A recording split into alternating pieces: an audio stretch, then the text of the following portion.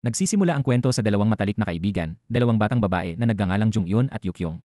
Ang dalawa ay palaging magkasama at nagbabahagi ng maraming tuwa at lungkot.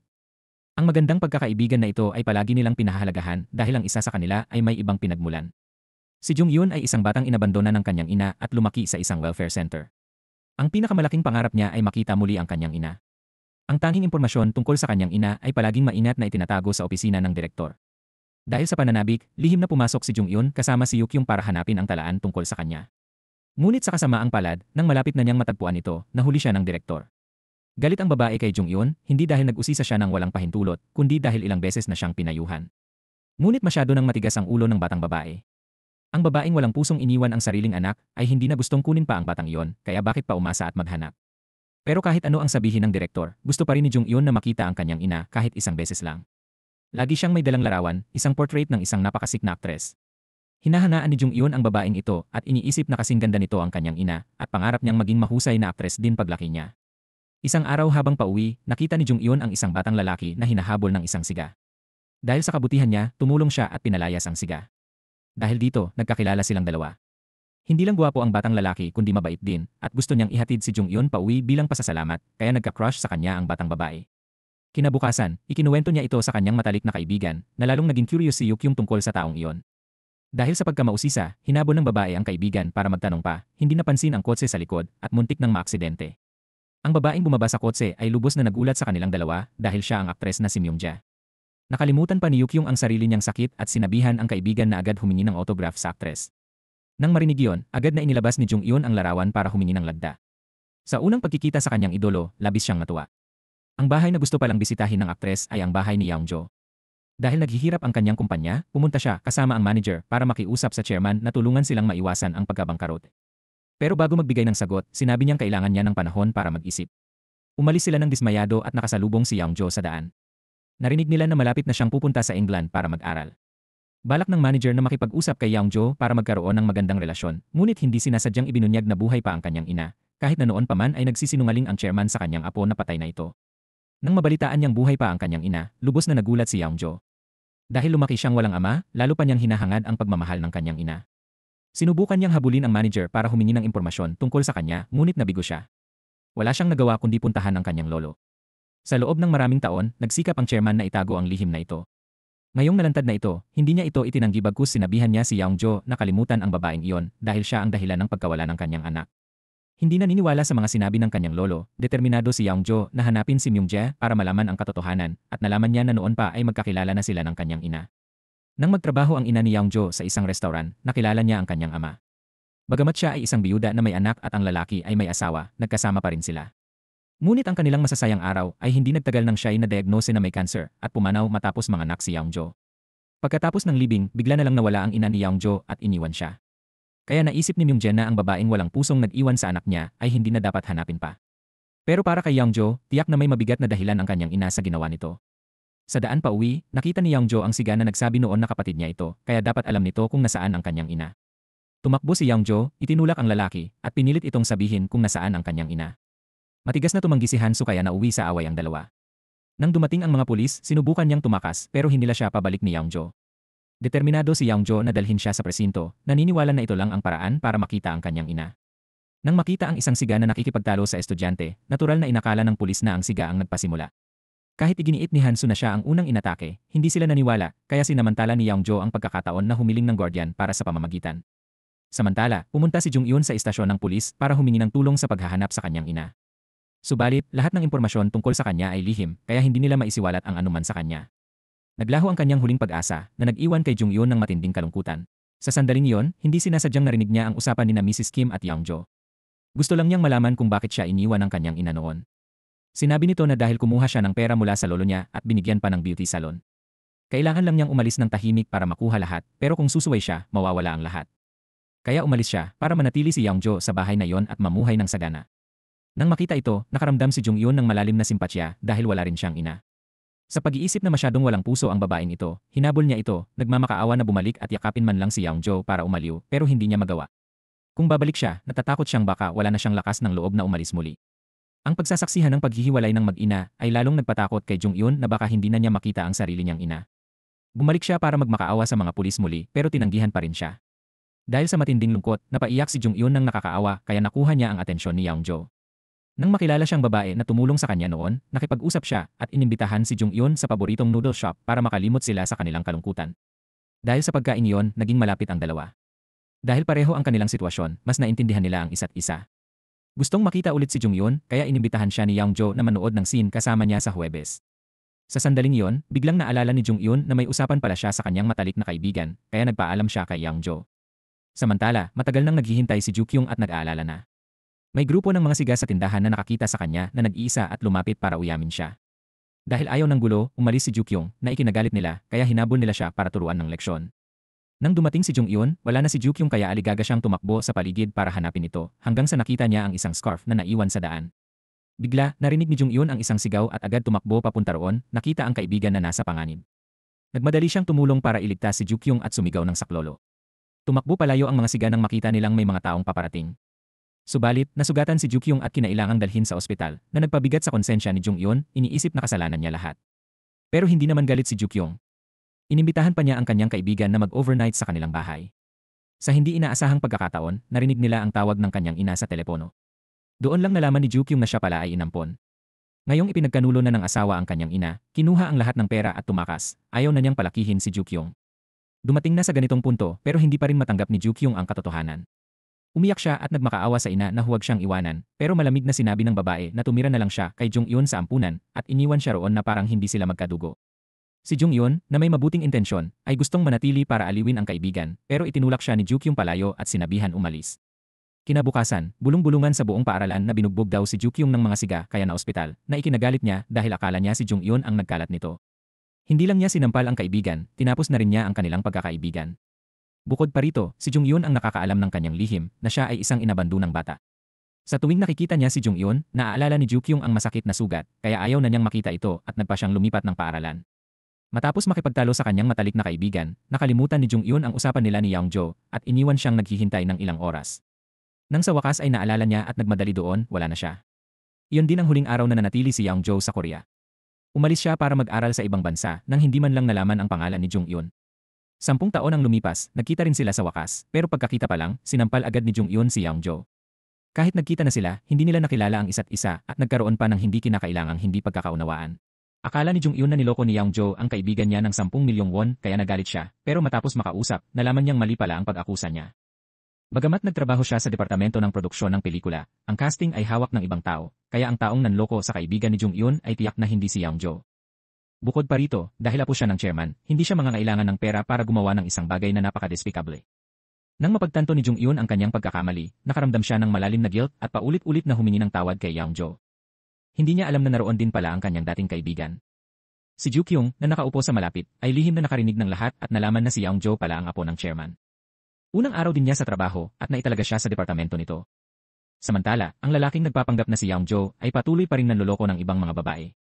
Hanggang ngayon, hawak pa rin ni Jung-yun ang business card ng lalaki at ipinakita ito kay Yeongjo, pero sabi niya wala siyang ideya kung sino ang taong iyon. Sabay nito, binigyan niya ito ng payo bilang isang taong nangangarap maging artista.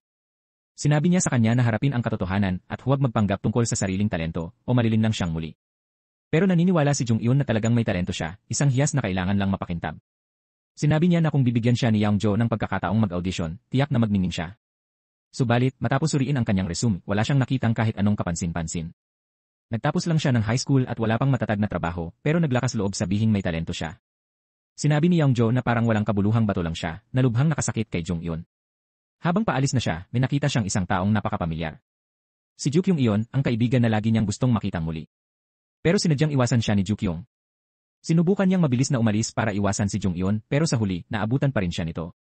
Matapos ang mahabang panahon na hiwalay, tuwang-tuwa si Jung-yun sa muling pagkikita. Gayunman, kinamumuhian pa rin siya ni Yukyung tulad ng dati. Ayaw niyang magkaroon ng kinalaman kay Jung-yun at sinabi na kahit magkita sila ulit, dapat umasta silang hindi magkakilala. Nasaktan si Jung-yun sa lamig ng pakikitungo ng kaibigan, pero nabuhayan siya nang makatanggap ng tawag para sa audition. Gusto ring sumali ng roommate niya, kaya nagmadali silang dalawa sa kumpanya para mag-audition kina Yeongjo at Kang Woo. Pareho silang masigasig at sumuporta sa isa't isa, pero si Jung-yun lang ang nakapasa sa unang round. Pero dahil sa inggit, lihim na ginamit ni Yukyung ang paper cutter para sirain ang file ni Jung-yun. Sa araw ng resulta, puno ng pag-asa si Jung-yun pero nauwi ito sa kabiguan. Dahil ganoon ang nangyari, wala siyang nagawa kundi sumuko. Ngunit bago umalis, gusto pa niyang makita si Yukyung para balikan ang kanilang mga alaala. Hindi niya alam na ang kaibigan niyang ito ang siyang nagtaksil sa kanya. Si Myungjae ang idolo ni Jonghyun at dahilan kung bakit nais niyang maging artista, pero hindi niya alam na si Myungjae pala ang tunay na ina ni Yukyung. Nang makita niya itong muli, sobrang kinabahan siya, nagtataka kung makikilala ba siya ng babae. Pero hindi alam ni Myungjae kung sino si Yukyung dahil ang inang ito, bukod sa pagpapadala ng pera para palakihin ang anak, ay hindi pa nakikita ang mukha nito. Noong bata pa si Yukyung, minsan inihayag ng kanyang ampon na ina na si Myungjae ang tunay niyang ina matapos makita ito sa TV. Ngayong sa wakas ay nakaharap na niya ang kanyang ina, sinabi ng babae na ang buong buhay niya ay para sa pelikula at ang kanyang imahe ang pinakamahalaga sa kanya. Ang mga salitang walang pakundangan ay lalo lang nagpalala ng galit ni Yukyung sa kanyang ina. Samantala, sa panig ni Yeongjo, nagmamaneho siya nang makita niya si Jonghyun at inimbitahan sa isang maliit na kainan. Habang kumakain ng pansit, hinati ni Yeongjo ang kanyang chopsticks at inabot kay Jonghyun na nagpaalala sa kanya ng batang lalaki na nakilala niya noong bata pa siya. Dahil nabigo sa audition, medyo nadismaya si Jonghyun. Dati, gusto niyang sumikat para mahanap ang kanyang ina, pero ngayon tila napakahirap abutin ng pangarap na iyon. Gayunpaman, sa araw ng casting, tiningnan ng direktor ang lahat ng kandidato pero walang nakasya sa kanya na nagpaalala sa kanya na dati niyang inaprubahan ang file ni Jonghyun pero ngayon ay wala na ito. Agad na tinanong ng chairman ang kanyang mga tauhan pero mabilis na nagdahilan si Yukyung para iwasan ang tanong. Walang may contact information ni Jonghyun pero mabuti na lang at meron si Yeongjo kaya tinawagan niya agad si Jonghyun para pumunta. Nakinabang din ang kanyang matalik na kaibigan at nagkaroon sila ng pagkakataon na lumabas sa darating na pelikula. Sa isang pagpupulong, biglang nakatanggap ng tawag si Miryun na naghayag ng lokasyon ng scammer. Nagmadali siyang pumunta roon para hulihin ito at pinilit siyang ibalik ang kanyang pera. Wala ng pera ang lalaki, kaya nangako siyang bibigyan siya ng libreng serbisyo sa salon ng kanyang ina at pinatawag si Yeongjo. Lumabas na ang lalaking ito pala ay kapatid ni Yeongjo sa ina. Pagkatapos ng 10 taong hindi pagkikita, sinabi ni Hansu sa kanyang kapatid ang tungkol sa kalagayan ng kanilang ina. Malubha raw ang sakit nito, kaya dinala ng nakatatandang kapatid si Yeongjo para bisitahin siya, para magkabati silang muli. Hindi niya inasahan na makikita ito sa isang bar kasama ang isang binatang lalaki.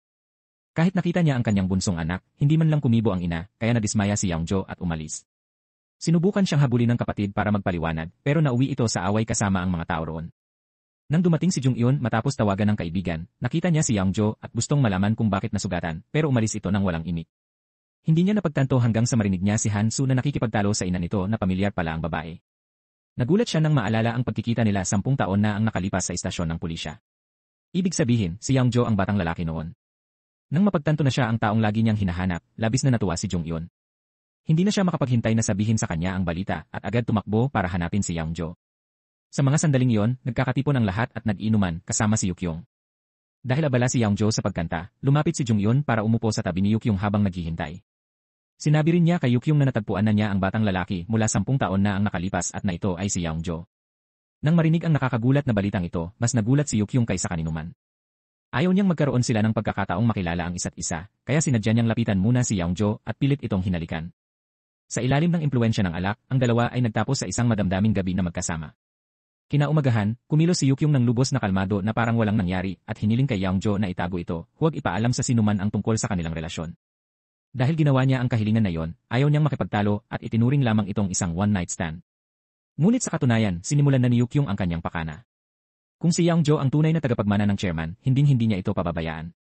Bukod dito, upang mapigilan sina Jonghyun at Yeongjo na mapagtanto kung sino sila sa isa't isa, nagbanta si Yukyung na kung isisiwalat ni Jonghyun ang katotohanan, mabilis na kukalat ang chismis tungkol sa kanilang malapit na relasyon. At bilang artista, masisira ang buong karera ni Jonghyun. Bukod pa riyan, baka hindi na rin maalala ni Yeongjo kung sino siya. Dahil sa mga salita ni Yukyung, nayanig si Jonghyun, at dahil dito, napili lamang niyang pansamantalang itago ang kanilang nakaraang koneksyon. Samantala, pumunta si Miryun sa isang beauty salon para magpa-makeup, naghahanda para sa kanyang eksena, nang dumating si Mrs. Kim at pinunit ang lahat ng voucher na ibinigay ni Hansu sa kanya. Bilang kapalit, babayaran niya ang lahat ng perang niloko ng kanyang anak kay Miryun kung hindi na ito makikipag-ugnayan sa kanya. Sa pagtrato sa kanya na parang gold digger ng walang dahilan, labis na nasaktan si Miryun. Naapektuhan ang kanyang pag-iisip at dahil sa kaba sa unang shooting, paulit-ulit siyang nagkakamali hanggang sa mahimatay ang direktor sa sobrang inis. Kaya hindi na nakakagulat na siya ay tinanggal sa trabaho sa kanyang unang araw pa lang. Sa panahong iyon, unti-unting lumala ang karamdaman ng chairman. Bago siya pumanaw, pinutol ng nakatatandang kapatid at madrasta ni Yeongjo ang ugnayan sa kanya, itinuring siyang illegitimate na hindi karapat-dapat sa pamilya. Nang maganap ang libing, nalaman ng mga empleyado na si Yeongjo pala ang tunay na apo ng chairman, kaya biglang nagbago ang pakikitungo nila sa kanya. Gayunman, hindi pa rin malinaw kung sino ang magmamana ng kumpanya dahil maraming nag-agawan dito. Habang malungkot pa rin siya, nakita ni Yeongjo si Jonghyun na masigasig na tumutulong sa mga kasamahan niyang magpinta ng mga dingding. Para magkaroon ng karanasan sa pag-arte, pumayag siyang magtrabaho ng walang bayad at sabi niya sapat na ang pagiging intern. Nakita ni Youngjo kung gaano siya kabisi kaya lumapit siya para tumulong. Pagkatapos ng trabaho, kumain sila ng pansit pero tumawag si Yokyung para itanong kung ano nang ginagawa niya at sino nang kasama niya. Parang girlfriend ang dating ng tono niya kaya sobrang nagalit si Youngjo. Matapos ihatid si Jung-eun, dumiretso siya kay Yokyung para tanungin kung ano ba talaga ang gusto nito at bakit nagsiselos siya gayong sinabi niyang kalimutan na ang one night stand nila. Hindi nagdalawang isip si Yokyung na aminin na nilapitan niya ito dahil alam niyang apo siya ng chairman. Bukod dito, ayaw niyang makasama si Jung-eun pero ngayon sinasabi niyang pinagsisisihan niya ito at nais na magkasama sila. Hindi ba't tinanggihan din siya ng sarili niyang pamilya? Kaya bakit hindi na lang silang bumuo ng masayang pamilya? Ang matamis na salita ni Yokyung ay nagpalambot sa puso ni Youngjo at pinili niyang manatili sa kanya. Isang araw sa set, nakita mismo ni Jung-eun na kahina-hinala ang kilos ni Youngjo at ng babaeng aktres, kaya naisip niyang sila'y nagde-date at naniniwala na pinigilan siya ni Yokyung dahil may girlfriend na pala ito. Bahagi nito ay dahil nakipag-away si Seojin sa kanya at umalis sa gitna ng shooting. Dahil hindi makahanap ng kapalit ang direktor, hinayaan niya si Jung-eun na pumalit dito. Sa eksena kung saan muling nakipagkita ang isang ina sa anak na inabandona niya ilang taon na ang nakalipas, ang mga salitang pagsisisi ni Myung-jae ay nagpaluha kina Jung-eun at Yokyung. Gayunman, tanging si Jung-eun lamang ang nakatanggap ng yakap ni Myung-jae, habang ang tunay niyang anak na si Yokyung ay itinuring na estranghero na nagpuno sa kanya ng galit sa kanyang ina. Agad pagkatapos, nagpadala siya ng anonymous na liham sa press na nag-aakusa kay aktres Myung-jae na inabandona ang kanyang biological na anak. Hindi nagtagal, nakipagkita ang mga reporter sa direktor para patunayan ang katotohanan. Siyempre, itinanggi niya ang lahat ng chismis at pinagbantaan pa siya na huwag itong gawing malaking issue. Ang kagyat na bagay ay alamin kung sino ang naglabas ng kwento. Pinaghihinalaan ng direktor na ito ay inside job at nagsimula ng internal na investigasyon. Gayunpaman, hindi nagpakita ng anumang pag-aalala si Yokyung. Ang kinukuryoso niya ay ang reaksyon ng kanyang ina, kung ano ang mararamdaman nito mayong nalantad na ang kanyang sikreto. Hindi inaasahan, hindi nagpakita ng anumang pagkataranta si Myung-jae. Sa tuwing binanggit ang anak na babae, nananatili siyang ganap na kalmado. Ang problema lang ay may sakit siya ngayon na maaaring magkalat ng tumor sa kanyang dibdib. Pinayuhan ng doktor si Myung-jae na magpa-opera agad pero patuloy niyang ipinagpaliban ito, gusto munang tapusin ang filming bago magpagamot. Para kay Jung-eun, matapos ang lahat ng kanyang pagsisikap, sa wakas ay kinilala siya ng kanyang mga superior. Nagpasya silang pumirma ng kontrata sa kanya na lubos niyang ikinatuwa. Mula noon, opisyal nang naging aktres si Jung-eun. Agad siyang tumakbo para sabihin kay Yokyung ang magandang balita na malapit na siyang sumikat at mahanap ang kanyang ina. Nang marinig ang salitang ina, nagalit si Yokyung at pinagalitan si Jung-eun sa kanyang kahangalan. Bakit niya gugustuhin hanapin ang babaeng umabandona sa kanya? Sinabi niya dapat maghiganti si Jung-eun at ngayon ay kumilos na talaga si Yokyung. May na-upload na video online kung saan may nag-aangking anak ni Myung-jae. Bagamat nakatago ang mukha ng tao, agad na nakilala ni Jung-eun kung sino ito. Ang kanyang nakababatang sarili, na lubhang ikinagulat niya kaya nawalan siya ng malay sa kinatatayuan. Ito ang mismong video na kinuna ni Yokyung para sa kanya noon, ngunit ngayon ay ginamit niya ito para maghiganti sa kanyang ina. Nang malaman ito ng direktor, nagalit siya at dali-daling hinarap si Myung-jae, hinihiling na sabihin kung nasaan ang anak niya para mapigilan ito. Pero hindi alam ni Myung-jae kung nasaan ang kanyang anak. Matapos lumipat ang pamilyang umampon, nawalan na siya ng kontak sa kanila. Inutusan siya ng direktor na magsagawa ng press conference para itanggi ang mga chismis, pero tumanggi si Myung-jae. Puno siya ng pagsisisi sa pag-abandona sa anak at wala na siyang lakas para gumawa pa ng anuman. Habang patuloy na lumala ang kaguluhan ng media, pinilit siya ng direktor na magtago hanggang kumalma ang sitwasyon. At sa sandaling iyon, napagtanto rin ni Jung-eun na ang aktres pala ay ina ng kanyang kaibigan. Ang pinaka-ikinagalit niya ay ginamit ni Yokyung ang kanyang imahe para maghiganti sa babaeng iyon.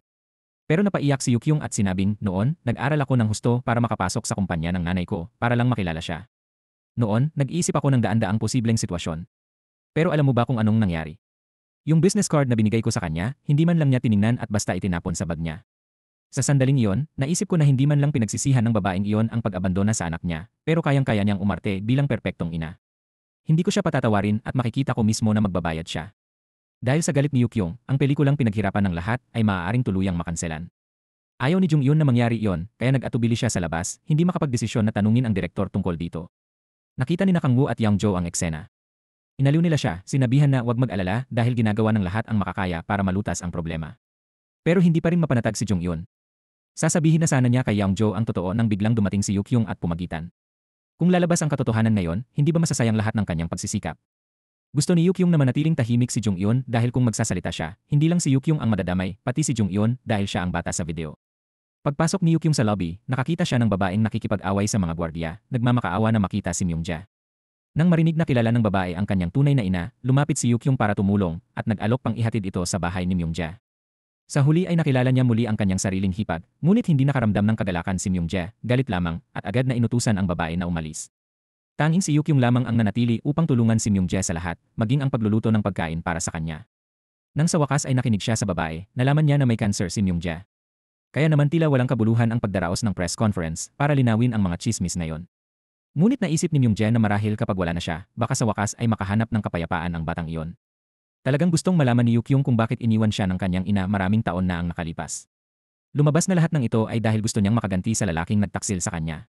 Bigla siyang nawala ng walang bakas, iniwan siyang nag-isa at buntis. Kaya dahil sa sama ng loob, naging determinado siyang sumikat bilang artista, umaasang pagsisisihan niya ito. Ngunit ang bata ay kinuha lamang mula sa kanya ng kumpanya laban sa kanyang kalooban. Makalipas ang 10 taon, nalaman niya na ang lalaking minahal niya noon ay nabilanggo at namatay doon. Ngayong nawalan na siya ng karera, wala na siyang pakialam sa kahit ano. Nang tanungin ni Yukyung kung gusto niyang makita ang anak, hindi pa rin ang sagot na nagdurog sa kanyang puso. Samantala, dahil sa iskandalo na ito, kinansela ng chairman ang pagpapalabas ng pelikula. Ang prioridad niya ngayon ay ang paghirang kay Yeongjo bilang bagong direktor, ngunit may isang kondisyon. Kung may 1 sentimo ng pera ng kumpanya na mapunta sa ina ni Yeongjo o sa kapatid niya, kukunin ng chairman ang lahat, iiwan siyang walang-wala. Hindi alam ni Hansu kung gaano kalupit ang kapatid ni Yeongjo, kaya natuwa siya nang mabalitaan na napromote ang kanyang kapatid.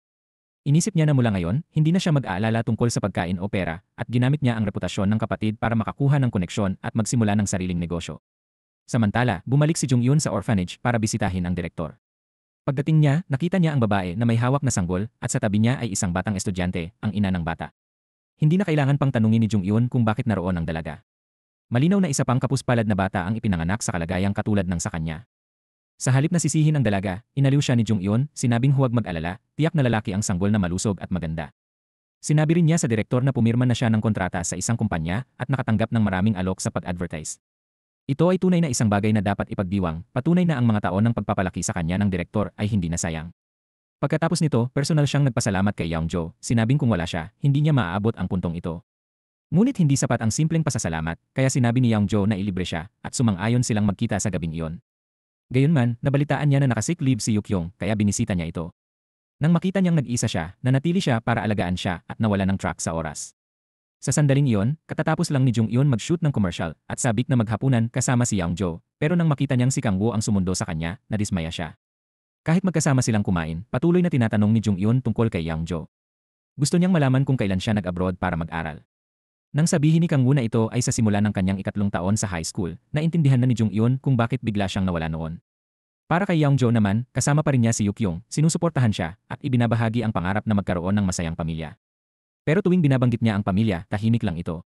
Alam na ni Jung-Yoon na may gusto sa kanya si Kang-woo, pero sa puso niya, ang batang bumili sa kanya ng isang mangkok ng pansit noong taglamig ang laman ng isip niya, kaya tinanggihan niya si Kang-woo. Kinabukasan, nang makita ni Kang-woo si Yeongjo, sinabi niya ito sa kanya. Nang marinig ni Yeongjo ang tungkol sa pansit at ang sinabi ni Jung-yeon tungkol sa kanyang ina, agad niyang napagtanto na si Jung-yeon ang babaeng nakilala niya 10 taon na ang nakalipas. Tuwang-tuwa siya at tinawagan niya ito kaagad. Hindi sila makapaghintay na magkita para pag-usapan ang nakaraan, kaya nag-ayos sila ng hapunan. Gayunman, sa oras din iyon, natuklasan ng isang kasamahan na narecover ng video store ang orihinal na tape na ginamit laban kay Myungjae. Naalala ni Yeongjo na nakakita siya ng resibo para sa pagpapagawa ng tape sa bahay ni Jukyung, kaya nagmadali siyang pumunta doon. Ang nakita niya ay mas nakakagulat pa sa inaasahan. Sa mesa ay may computer na may CD pa sa loob. Binuksan ito ni Yeongjo at pinanood ang buong orihinal na video. Nang makita na si Jung-un pala ang nasa video, lubos siyang nagulat. Sa sandaling iyon, kakabalik lang ni Jukyung galing ospital. Buntis na siya ngayon sa anak ni Yeongjo, pero hindi pa siya nakapagdesisyon kung ano ang gagawin nang makita niya itong nakaupo sa kanyang computer. Agad na nalaman ni Jukyung na nalantad ang kanyang sikreto, pero nagkunwari pa rin siyang walang alam at ibinintang lahat ng kasalanan kay Jung-un. Sinabi ni Jukyung kay Yeongjo na sinubukan niyang pigilan si Jung-un na i-upload ang video online pero ayaw makinig ni Jung-un. Pinaniwalaan pa niya si Yeongjo na anak pala ni Myungjae si Jung-un at lahat ng ginagawa nito ay paghihiganti laban sa kanyang ina. Si Yeongjo ay lubos na naguluhan. Sobrang nagulat siya kaya nakalimutan niya ang hapunan nila ni Jung-un, iniwan siyang naghihintay ng walang katiyakan kung kailan siya darating. Maya-maya lang, tinawag ni Jukyung si Jung-un sa kanyang bahay at inamin ang lahat ng nangyari. Nang malaman niyang pinalagay siyang may sala, hindi na makapagpigil si Jung-un. Sa pagkakataong ito, determinado na siyang ilantad ang katotohanan at sabihin kay Yeongjo ang lahat. Ngunit nang ilabas ni Jung-un ang kanyang telepono, pinigilan siya ni Jukyung at sinabing buntis daw siya. Kung lalabas ang katotohanan ngayon, mawawala sa kanya ang lahat. Kaya nagmakaawa si Jukyung kay Jung-un na siya na lang ang sisihin. Gaano man kaawa-awa ang pagpapakita ni Jukyung, hindi na muling malilinlang si Jung-un. Agad niya itong hinila at kinaladkad para harapin ang tunay na ina nito para makita kung magtatapang pa siyang magsinungaling.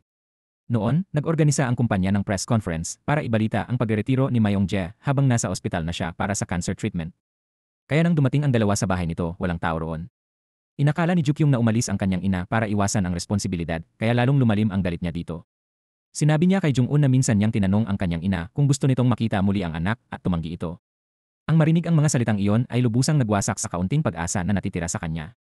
Sa sandaling iyon, hindi na niya talaga alam kung ano ang gagawin. Gusto lang niyang tawagan si Youngjo para magkita at ipaliwanag ang lahat pero hindi ito sumasagot. Hindi nagtagal, isang grupo ng mga nagpapautang ang nagdulot ng gulo sa kumpanya dahil ginamit ng kapatid ni Youngjo ang pangalan niya para mandaya. Ang insidente ay agad nakarating sa chairman na nagsampa ng kaso laban kina Hansu at sa kanyang business partner na si Mirion. Kahit na biktima rin sila na nalinlang at inabandona ng scammer, walang sapat na ebidensya ang kanilang mga pahayag kaya hindi sila pinaniwalaan ng pulis.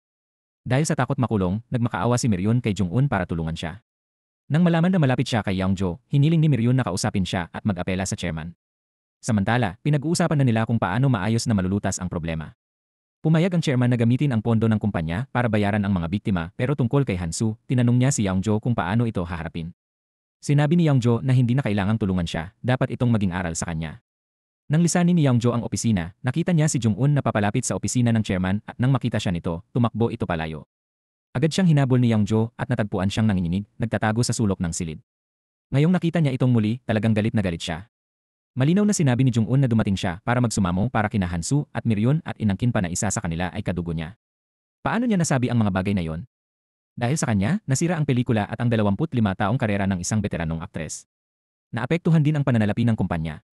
Dati niyang sinabi na gusto niyang makita ulit ang kanyang ina, ito ba ang ginawa niya pagkatapos? Ang taong katulad niya ay hindi karapat-dapat maging artista. Bawat ilaw na sumikat sa kanya ay nasayang lang. Pagkatapos magsalita ni Youngjo, umalis siya agad nang hindi binibigyan si Jung-un ng pagkakataong magpaliwanag.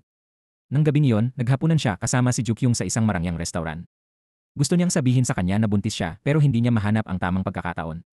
Habang paalis na sila, isang tawag sa telepono ang nakaistorbo sa kanya. Ang kanyang ina ay nakainom hanggang mawalan ng malay dahil sa pagkabilanggo ni Hansu kaya tinawagan ng kaibigan niya si Youngjo para sunduin ito. Pagkatapos dalhin sa bahay ang ina, napagtanto niya na sa loob ng maraming taon, hindi pala komportable ang pamumuhay ng kanyang ina. Ang maliit niyang bahay ay masikip at magulo, ngunit lagi niyang sinasabi na hindi niya kailangan ang pera ni Youngjo na nagpadurog sa puso nito. Pagdating sa bahay, nakasalubong niya si Jung-un habang nasa masamang mood siya pero hindi dumating si Jung-un para magpaliwanag dahil hindi naman siya paniniwalaan ni Youngjo. Gusto lang ni Jung-un na isipin niya ang pamilya at ipiansyan si Hansu mula sa kulungan. Magkadugo pa rin sila kahit ano paman. Paano matatapos ang lahat sa isang pangungusap lang? Wala akong pakialam. Pagkaalis niya, pinag-isipan ni Youngjo ang sinabi niya at nagpa siyang palayain ang kanyang kapatid. Nang makita ni Hansu si Youngjo na personal na sumundo sa kanya, talagang nagulat siya. Sa wakas, tinanggap na siya ng kanyang nakababatang kapatid. Tuwang-tuwa, ikinuwento ni Hansu kay Youngjo kung paano sila naghirap ng kanilang ina sa mga nakaraang taon. Kahit ang beauty salon ay hindi na sa kanila, pangalan na lang ang natitira. Bagamat nagkabati ang magkapatid, nagdulot ito ng mabigat na kahihinatnan. Dahil ibinenta ni Youngjo ang kanyang shares para bayaran ang mga biktima, ayon sa kasunduan, mawawalan siya ng karapatan sa mana. Bago umalis sa kumpanya, gusto ni Youngjo magpaalam sa lahat, pero pinilit nila siyang manatili para magtrabaho sa bagong pelikula na malapit ng simulan. Ang bidang babae ngayon ay si Jung-eun na ikinagulat ng lahat dahil baguhan pa lang siya sa industriya.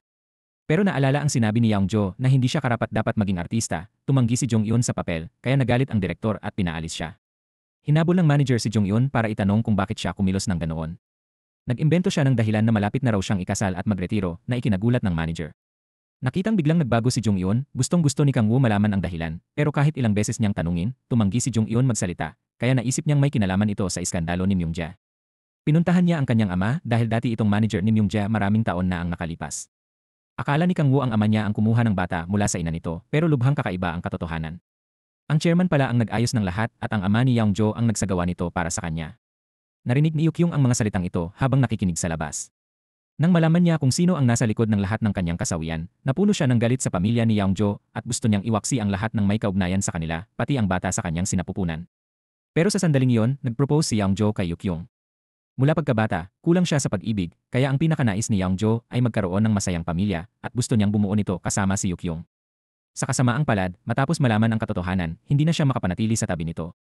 Sinabi ni Yukyung na nilapitan lang niya si Youngjo dahil siya ang tagapagmana ng yumaong chairman, pero ngayong wala na siyang anuman, dito na matatapos ang kanilang relasyon. Nang makitang umaalis si Yukyung, mabilis siyang hinabol ni Youngjo para pigilan, pero walang nagbago at magbibitiw na rin siya sa trabaho bukas. Nasaktan at nalungkot, nakipag-inuman siya sa kanyang mga kaibigan. Kahit lasing na, pumunta pa rin siya sa bahay ni Yukyung. Hindi naniwala si Youngjo na totoo ang mga sinabi niya at tiyak siyang may nararamdaman din si Yukyung para sa kanya, ayaw lang niyang aminin. Dahil natatakot na kung magpatuloy pa siya sa pakikipag-usap, baka mailantad ang sikreto, malakas na inutusan ni Yukyung si Yeongjo na umalis. Pagkaalis ni Yeongjo, bigla siyang nakaramdam ng matinding sakit sa tiyan at kinailangang isugod sa ospital. Natakot si Yukyung na baka mawala ang sanggol, pero mabuti na lang at ligtas ito. Sa panahong iyon, halos 3 buwan na ang kanyang pagbubuntis. Nang hingan siya ng nurse na isulat ang pangalan ng ama ng bata, tumanggi siya at umuwi kaagad.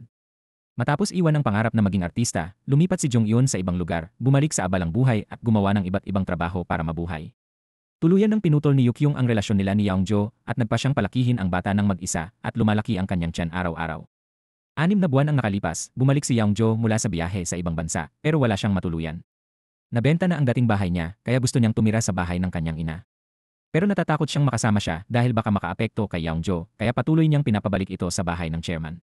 Ngunit dahil tinanggal na ang kanyang karapatan sa mana, hindi na siya makabalik doon at kinailangang pansamantalang tumira kay Kang-woo, kung saan nagsimulang magtrabaho ang dalawa sa isang bagong proyekto. Habang naghahanap ng lokasyon para sa shooting, nakita niya si Jong-eun pero imbes na matuwa sa pagkikita, nagmadali itong tumakbo palayo. Pagkatapos niyang tumakas, napansin niyang may nahulog siya. Nang pabalik na si Jong-eun para hanapin ito, naroon na si Kang-woo na inaabot ito sa kanya. Gusto talaga niyang malaman kung kumusta na ang buhay ni Jong-eun pero lagi nitong binabago ang usapan at nagkukunwaring napakaganda ng takbo ng buhay niya. Nang panahong iyon, pumunta si Miryeon sa Seoul mula sa probinsya at gustong makita si Jong-eun. Dahil tinatago ni Jong-eun na tumigil na siya sa pagiging artista, patuloy siyang naghahanap ng dahilan para iwasan ito. Pero si Miryeon na mapanuri ay mabilis na nahalata ito. Nang panahong iyon, nahuli ang scammer mula ilang taon na ang nakalipas, kaya nagsinungaling si Miryeon kay Jong-eun na nasa istasyon siya ng pulisya at nasangkot sa isang kaso na nagpatakot kay Jong-eun at nagmadaling pumunta para lamang mahulog sa bitag ni Miryeon. Nang makita ang kasalukuyang gusot na hitsura ni Jong-eun, hindi siya makapaniwala na ang isang artista ay maaaring pabayaan ang sarili ng ganoon. Nagkataon, nakilala nila si Yeongjo doon. Dumating din siya dahil sa parehong scammer, kaya sa wakas ay nagkaroon ng pagkakataon ang dalawa na muling magkita. Pero wala na silang masabi sa isa't isa, kaya naghiwalay na lang sila. Sa kasalukuyan, patuloy pa rin si Yeongjo sa kanyang karera sa paggawa ng pelikula at naghahanap ng mga makakatrabaho. Nang araw na yon, ipinakita sa kanya ang isang mahusay na script at sa ibaba nito ay ang pangalan ng may akda, Yukyung, na nagpaalala sa kanya ng masasayang panahon na minsan nilang pinagsamahan. Hindi niya alam na dinadala nito ang kanyang anak. Sa panahong ito, wala pa ring balita tungkol sa kanyang ina. Sinubukan ni Yukyung na tawagan ang bahay ng nakababatang kapatid ng kanyang ina, ngunit hindi rin nila alam kung nasaan si Myungja. At pagkatapos niyang ibaba ang telepono, nakaramdam siya ng matinding sakit sa tiyan, tanda na malapit na siyang manganak. Dahil nag-iisa na siya, wala nang choice si Yukyung kundi tawagan si Jong-eun. Nang dumating si Jong-eun, ligtas nang naipanganak ang sanggol, pero ayaw talagang makita ni Yukyung ang kanyang anak. Kinamumuhian niya si Yeongjo at ang buong pamilya nito, kaya ayaw rin niya sa bata. Inirehistro pa ang kapanganakan sa pangalan ni Jong-eun, pinagpasan ang responsibilidad sa inosenteng tao. Nang malaman niya ito, nagalit si Jong-eun. Nagtiis na siya ng napakaraming kawalan ng hustisya dahil sa mga pagkakamali ni Yukyung at ngayon, sinisisi pa siya sa pag-abandona sa bata. Gusto niyang malaman kung sino ang ama para dalhin ang bata sa kanya, pero nagsinungaling si Yukyung na ipinagkanulo siya at may asawa na raw ang lalaki, kaya hindi niya masisira ang kaligayahan ng iba. Kinabukasan, tinawagan ulit ni Yukyung si Jong-eun para pumunta sa ospital. Natapos na niya ang mga papeles para sa pag-ampon ng sanggol at ang natitira na lang ay dalhin ang bata sa support center para sa isang pamilyang mag-aampon sa kanya. Nang marinig ito, mariing tumutol si Jong-eun pero niloko siya ni Yukyung na bayaran ang bill sa ospital at habang abala si Jong-eun, sumakay siya ng taxi at tumakas, iniwan ang bagong silang na sanggol sa ospital. Kaya wala nang nagawa si Jong-eun kundi dalhin ang bata sa adoption center para makumpleto nila ang proseso. Si Yukyung naman, matapos iwanan ang kanyang pasanin, nakatanggap ng award para sa script na isinulat niya. Nagsimulang umunlad ang kanyang karera at doon din niya muling nakita ang ama ng kanyang anak, pero ang makita ang mukha nito ay nagpaalala lang sa kanya ng araw na siya ay inabandona. Gusto ng kumpanya ni Yeongjo na makipagtulungan kay Yukyung pero tumanggi siya at nagplanong umalis ng bansa para makalimutan ang kanyang nakaraan. Samantala, nang malaman ng kanyang ina na tinanggalan ng karapatan sa mana ang kanyang anak, nagalit siya at pinuntahan ang chairman para hilingin na pabalikin si Yeongjo sa kumpanya.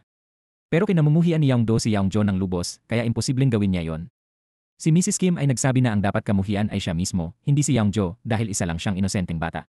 Bukod pa rito, kung may alitan sa pamilya, si Yeongjo lang ang tatayo para sa kanyang kapatid. Pagkalabas niya, nakasalubong niya ang direktor na dating kasintahan niya. Habang nag-uusap sila, nabanggit nila si Mrs. Myungja na nagpausisa kay Yukyung kaya lihim siyang nakinig. Sa pag-akalang may alam ang babae tungkol sa kanyang ina, sinundan niya ito sa parking lot para magtanong ng direkta. Nangyari nga ang sinabi ni Mrs. Myungja noon. Inayos na ng yumaong chairman ang lahat. Habang mas marami siyang narinig, lalo siyang napupuot sa kanya at kay Yeongjo kaya ibinenta niya ang script sa Haijo Company sa halip na sa kanya. Samantala, pinuntahan ni Miryeon si Kang-woo para malaman kung bakit napabayaan si Jong-eun, isang artista, at nagulat nang marinig na kinansela nito ang kontrata at sinabi sa lahat na may asawa na siya. Para linawin ang bagay, tinawag ni Miryeon si Jong-eun para mag-usap sila ng harapan. Nang tinanong ni Kang Woo ang tunay na dahilan kung bakit kinansela ni Jung-Yun ang kontrata, nabalisa siya, sinabi na huwag makialam sa kanyang mga gawain at umalis. Hindi inaasahan, nakasalubong niya sina Yeongjo at Yukyung doon. Naging awkward sila, hindi sigurado kung babatiin o iiwasan ang isa't isa.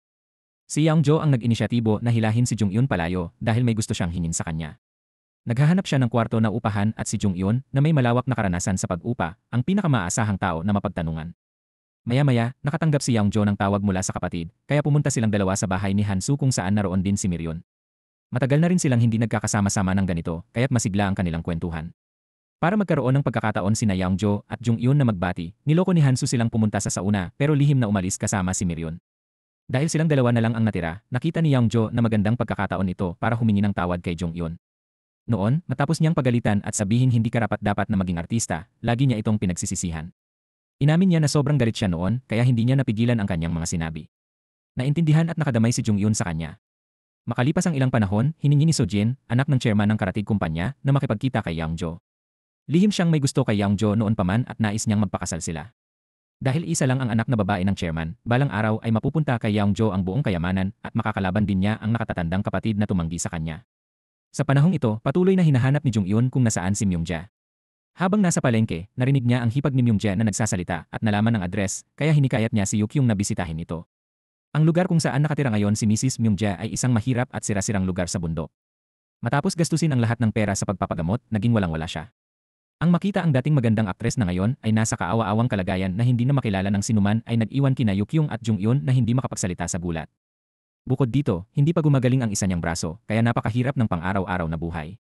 Sa nakita niyang nakakadurog pusong eksena, umasa si Jung-Yun na mapatawad ng kaibigan ang kanyang ina. Pero hindi, kahit na antig si Yukyung, ang salitang patawad ay hindi madaling sabihin. Kahit man lang nakilala ni Yukyung ang kanyang ina, samantalang si Jung-Yun ay hindi gaanong mapalad. Nang mabalitaan niya mula sa mga tauhan ng ampunan na may nagpadala ng liham, tuwang-tuwa siya, akala niya'y hinanap siya ng kanyang ina. Pero galing pala ito sa dating asawa ng kanyang ina at pumanaw na pala ang kanyang ina. Noong may sakit siya, nakita niya ang isang commercial kung saan lumabas si Jung-Yun at nakilala siya. Labis na pinagsisihan ng ina na hindi siya nakapag-sorry kay Jung-Yun kaya ang dating asawa niya ang gumawa nito para sa kanya. Ipinakita rin niya ang larawan ng kanyang ina at nang makita ni Jung-Yun ang mukha ng kanyang ina, siya'y napaiyak. Matapos ang lahat ng hirap na pinagdaanan, ayaw ni Jung-Yun na may makaranas pa ng ganoon kaya bumalik siya sa orphanage para tapusin ang adopsyon ng anak ni Yukyung. Pagkatapos, dinala niya ang sanggol para makilala ang lola nito. Sinabi ni Jung-Yun kay Mrs. Lee na ito ang tunay niyang apo na nagpakaba sa babae at sinubukan niyang paalisin sila. Pero nang makita niya ang mukha ng sanggol, kamukhang-kamukha ng anak niya noong baby pa, agad niyang niyakap ang bata at umiyak ng matindi. Pagkatapos kumalma, tinanong niya si Jung-Yun kung siya ang anak niya, pero itinanggi ito ni Jung-Yun. Hindi rin niya ibinunyag ang anumang impormasyon tungkol kay Yukyung. Gusto lang niyang ipaalam sa kaibigan na ang anak ng kanyang anak ay pinalaki na ngayon ng lola. Nang malaman ito, nagalit si Yukyung at pinagalitan si Jung-Yun dahil nakialam sa kanyang mga gawain. Malapit nang iampo ng iba ang batang yon, pero sinira ni Jung-Yun ang lahat. Ginawa ito ni Jung-Yun dahil ayaw niyang pabayaan ng tunay na ina ang inosenteng bata tulad ng nangyari sa kanila ni Yukyung.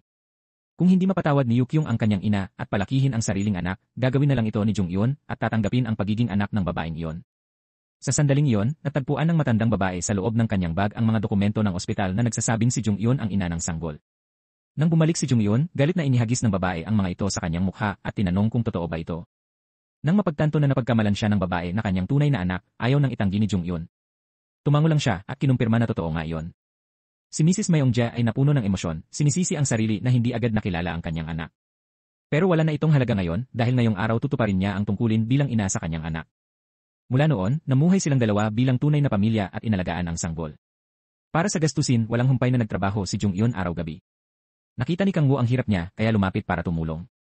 Ginawa niya lahat dahil sa pagtingin kay Jung-Yun kahit lagi siyang tinatanggihan nito. Nang ihatid niya si Jung-Yun, sinabi nitong may matandang ina at anak siyang inaalagaan, pero hindi siya naniwala at inakala lang na dahilan ito para tanggihan siya. Samantala, nakipagsabuatan ang chairman sa direktor para wasakin ang karera ni Yeongjo para hindi na ito makabangon pa. Dahil dito, kinausap niya ang boss ni Yeongjo at nagplano para ipatanggal siya. Nang matanggal si Yeongjo nang walang dahilan, nagulat siya pero wala siyang magawa. Mabilis na nakarating ang balita kay Yukyung. Sa kanyang katalinuhan, alam niyang sigurado na ang kapatid ni Yeongjo ang nasa likod nito at labis siyang nag-aalala. Naisip niya na dapat ay nanatili sa ibang bansa si Yeongjo at hindi na bumalik. Bakit nga ba siya matigas ang ulo sa paggawa ng pelikula?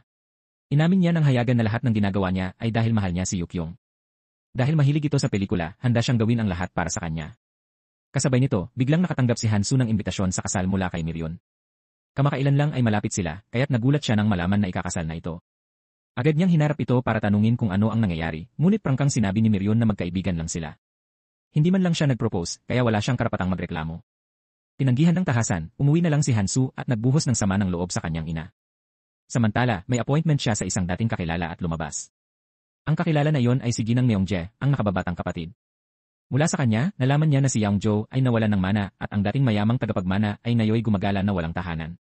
Naalala niya na bago namatay ang chairman, bumisita ito para ayusin ang ilang bagay. Napag-isip niya na inaasahan na pala ng chairman na mawawala ng lahat si Yeongjo at madadamay pa sa kanyang ina at kapatid. Bahagi ito ng plano para maranasan niya ang ganap na pagkawala upang maintindihan ang tunay na halaga ng pera.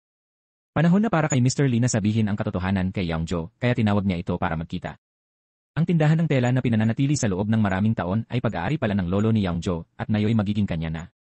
Ilang taon na ang nakalipas, doon nagsimula ang yumaong chairman at yumaman, kaya't naniniwala si Mr. Lee na magagawa rin ito ng kanyang apo. Ngunit dahil walang alam si Yeongjo sa industriya ng fashion, medyo nag-aalala siya. Kalaunan, pumunta siya sa karaniwang pansitan para kumain at nagkataong nakasalubong si Jung-Yun. Nalaman niyang malapit lang pala ang tindahang pinagtatrabahuhan niya. Nag-inuman silang dalawa at sa kanyang lasing na estado, ibinahagi ni Yeongjo ang kanyang damdamin. Hanggang ngayon, hindi pa rin niya makalimutan si Yukyung at patuloy na lubhang nagdurusa. Nauunawaan ni Jung-Yun ang pakiramdam dahil ang lalaking lihim niyang gusto ay nasa harap niya pero hindi siya makapagsabi. Nang sandaling iyon, tumawag si Seojin kay Yeongjo pero lasing siya kaya hiniling ni Jung-Yun kay Seojin na iuwi siya. Di inaasahan, dinala niya ito sa hotel at pinapakuhanan ng mga staff ng litrato ang kanilang matalik na sandali. Hindi nakakagulat na kinabukasan sumabog ang balita, naging malaking iskandalo na nakaapekto sa dalawang kumpanya at ikinagalit ng ama ni Seojin na pinatawag sila para pag-usapan ang solusyon. Samantala, sinabi ni Yeongdo sa kanila na wala ng koneksyon si Yeongjo sa korporasyon, kaya kahit pakasalan siya ni Seojin, wala itong kabuluhan. Kaya, lilinawin nila sa media na ito'y eksena lang na kinunan sa set ng pelikula, at dahil doon, itinuturing ng tapos ang usapin. Pagkaalis ng lahat, sinabi ni Yeongdo sa kanyang kapatid na ang dahilan ng pagkatanggal niya ay dahil kay Direktor O. Kung mananatili pa si Yeongjo dito, hindi ito magiging mabuti para sa kanya. Kaya, nagpasya si Yeongdo na bigyan si Yeongjo ng pera na sapat para mamuhay ng komportable sa New York. Pero bago umalis, gusto pa ring bisitahin ni Yeongjo ang kanyang ina at kapatid para magpaalam dahil sila pa rin ang pamilya niya. Ang singsing na dating balak niyang gamitin para mag-propose kay Yukyung ay ibinigay niya sa kanyang ina para ipasa sa kanyang magiging hipag. Sa sandaling ito, sa wakas ay nalutas na ang hindi pagkakaunawaan sa pagitan ng ina at anak na nagpapahintulot sa kanya na umalis sa ibang bansa nang may kapayapaan ng isip. May plano rin si Yukyung na mag-abroad at ngayon ang araw ng kanyang pag-alis. Ngunit bago umalis ng bansa, dumaan siya sa bahay ng kanyang tunay na ina para makita ito sa huling pagkakataon at tinanong kung bakit siya pinabayaan noon. Ngunit kahit ang kanyang ina ay hindi makapagbigay ng malinaw na sagot. Lahat ay dahil sa kawalan ng magagawa. Habang paalis na si Yukyung, bigla niyang narinig ang iyak ng kanyang anak na nagpaalinlangan sa kanya. Taos puso siyang hinimok ni Jung-Yun na hindi pa huli ang lahat para bumalik. Sana'y nagkaroon si Yukyung ng masayang pamilya pero matigas ang kanyang ulo para makita ito. Gayunpaman, anuman ang sabihin ni Jung-Yun, hindi niya mababago ang isip ni Yukyung. Kapag nagpasya siyang umalis, hindi na siya babalik pa. Sa pagkakataon, sa paliparan, nakilala ni Yukyung ang isa sa mga tauhan ng direktor at nalaman na hinahanap niya si Yeongjo. Pagkatapos ay natuklasan niya na si Yeongjo ay inilipat sa Estados Unidos at ang lalaking ito ay inatasang subaybayan siya. Matapos lamang personal na masaksihan si Yeongjo na dumaan sa imigrasyon ay tumawag ang lalaki para mag-ulat sa direktor. Kasabay nito, sinabi ni Kang Woo kay Jung-Yun na aalis na si Yeongjo patungong Amerika ngayon. Kahapon lang sila nagkita pero wala siyang sinabi, kaya lubos na nabigla si Jung-Yun. Sa oras na yon, habang naghahanda si Yeongjo na sumakay sa eroplano, bigla niyang pinunit ang kanyang tiket. Gusto niyang manatili dahil kay Yukyung pero sinabi na niya ang dahilan kung bakit kailangan nilang maghiwalay. Ito ay dahil nagkasala ang kanyang ama at lolo kaya kailangan niyang pasanin ang mga kahihinatnan. Nalilito si Yeongjo kung ano ang kinalaman nito sa kanya, ngunit tumanggi siyang magpaliwanag. Kung gusto niyang maghiganti, sinabi niya na maging matagumpay siya para pagsisihan niya ito. Naghiwalay sila sa napakasama at malupit na paraan. Samantala, nagkasakit ang kanilang anak dahil sa matinding panahon. Hindi na angkop para sa sanggol ang mapanglaw at mahirap na bahay, kaya nagpasya si Mrs. Lee na bumalik sa kanyang nakababatang kapatid para humingi ng tulong. Ilang taon na ang nakalipas, ninakaw niya ang pera nito para ibigay sa babaeng nagpalaki kay Yukyung at mula noon, 25 taon na silang hindi nagkikita. Gayunpaman, walang sama ng loob ang kanyang kapatid. Naglinis pa siya ng kwarto para salubungin sila. Nang dumating sila, malugod silang binati ng buong pamilya. Nag-alala ang lahat nang makita nila si Mrs. Lee na mahina at matanda na ang hitsura at umiyak ang hipag niya nang makita kung gaano siya pinahirapan ng kanyang karamdaman. Gayunpaman, isang pagpapala ang muling pagkikita pagkatapos ng mahigit 20 taon. Si Mrs. Lee ay hindi inakala na makakabalik pa siya sa bahay na ito at mararamdaman muli ang init ng pamilya. Ngayon, lubos siyang nagpapasalamat kay Jung-Yun sa paghahanap sa kanya. Kung hindi, baka namatay siya ng nag-iisa. Subalit, hindi makakapagtagal si Jung-Yun sa kanyang tabi. Sa gitna ng gabi, tahimik siyang umalis nang walang nakakaalam. Kinaumagahan, nang mapansin ng lahat na hindi nagising si Jong-yun, pumunta sila sa kanyang silid at natuklasan na wala na siya. Pagkaalis nila, agad na nagreklamo ang hipag. Mahirap na ang sitwasyon ng pamilya, at ngayon si Mrs. Lee ay nagdala pa ng bata, kaya lalong naging mahirap ang lahat. Mrs. Lee ay naintindihan ang ibig sabihin ng kanyang hipag, pero nanatili siyang tahimik at tiniis na lang. Tapos, bigla na lang muling lumitaw si Jong-yun. Nagbago ang isip niya at nagpa siyang ituring na tunay na ina si Mrs. Lee. Siyempre, hindi nakalimutan ni Jong-yun na bigyan ng pera ang hipag para payagan silang manatili. Itinago nila ito sa asawa niya dahil tiyak na magagalit ito. Habang naglalakad, dumaan si Jong-yun sa lugar kung saan sila dating nagkikita ni Yeongjo. Akala niya ay nasa ibang bansa na ito, pero nagulat siya nang makita ito sa unahan at tumakbo siya ng buong lakas, ngunit nawala rin ito sa paningin niya. Sa totoo lang, hindi talaga nakapunta ng Amerika si Yeongjo.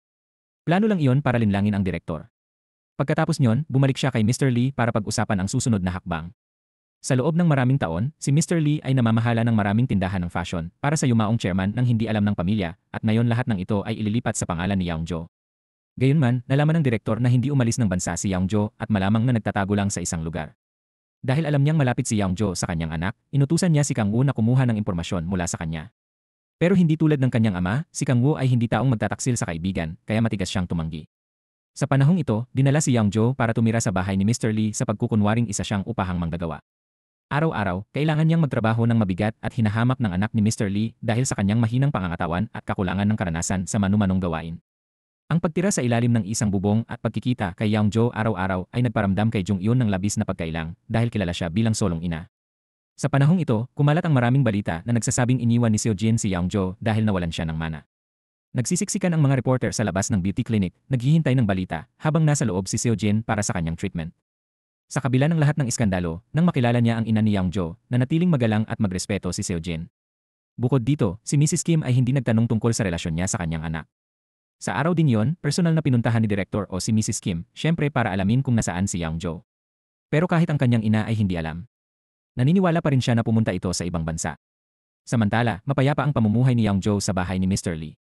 Lahat ay tumatrato sa kanya bilang pamilya at madalas silang nagtitipon para alagaan ang bata. Sa unang pagkakita pa lang ni Yeongjo sa sanggol, nakaramdam siya ng kakaibang pagiging malapit dito. Malambing niyang kinarga ang bata, hindi nalalaman na ito'y kanya pala. Ang lihim tungkol sa ina ng bata ay nanatiling nakatago, hanggang isang araw, si Mrs. Lee ay nakakita kay Jong-yun na may hawak na larawan ng babae, at kuryosong nagtanong kung sino ito. Naantig si Jong-yun, hindi napigilan ang luha, na lalong nagpausisa kay Mrs. Lee na malaman ang katotohanan. Hindi magaling magsinungaling at ayaw ipagkaila ang inang kamamatay lang. Tapat na sinabi ni Jong-yun kay Mrs. Lee na ang babae sa larawan ay tunay niyang ina at si Yoo-jung ay tunay na anak ni Mrs. Lee. Lubhang nakakagulat ang revelasyon. Si Mrs. Lee ay biglang naalaala nang tanungin siya ni Yoo-jung kung gusto niyang makilala ang nawawalang anak at walang pusong sumagot ng hindi. Ngayon, puno siya ng guilt at pagsisisi sa alaala. Ngunit dahil nabunyag na ang katotohanan, sinabi ni Mrs. Lee kay Jong-yun na wala ng dahilan para manatili pa siya. Gusto niyang umalis si Jong-yun at kunin ang kanyang ipon para mamuhay ng malaya at masaya. Ngunit lumuhod si Jong-yun at nagmakaawa na manatili. Wala siyang pamilya, walang kamag-anak, at laging nag-iisa, kaya't labis niyang ninanais ang init ng isang pamilya. Simula nang tumira doon, naramdaman ni Jong-yun na ito ang pinakamasayang panahon ng kanyang buhay, kaya nagmakaawa siyang payagan. Nang malaman ang sitwasyon ni Jong-yun, si Mrs. Lee ay hindi siya naitaboy, kaya nagpatuloy silang mamuhay bilang mag-inang babae. Nang banggitin ang hipag niya si Jong-yun bilang taong hindi magandang pinalaki para maging solong ina, si Mrs. Lee ay nagalit at mahigpit na pinaalalahanan ito na mag-ingat sa pananalita. Ngayon, talagang mahal na mahal siya ni Myung-jae at gusto niyang bumalik si Jong-yun sa pag-arte.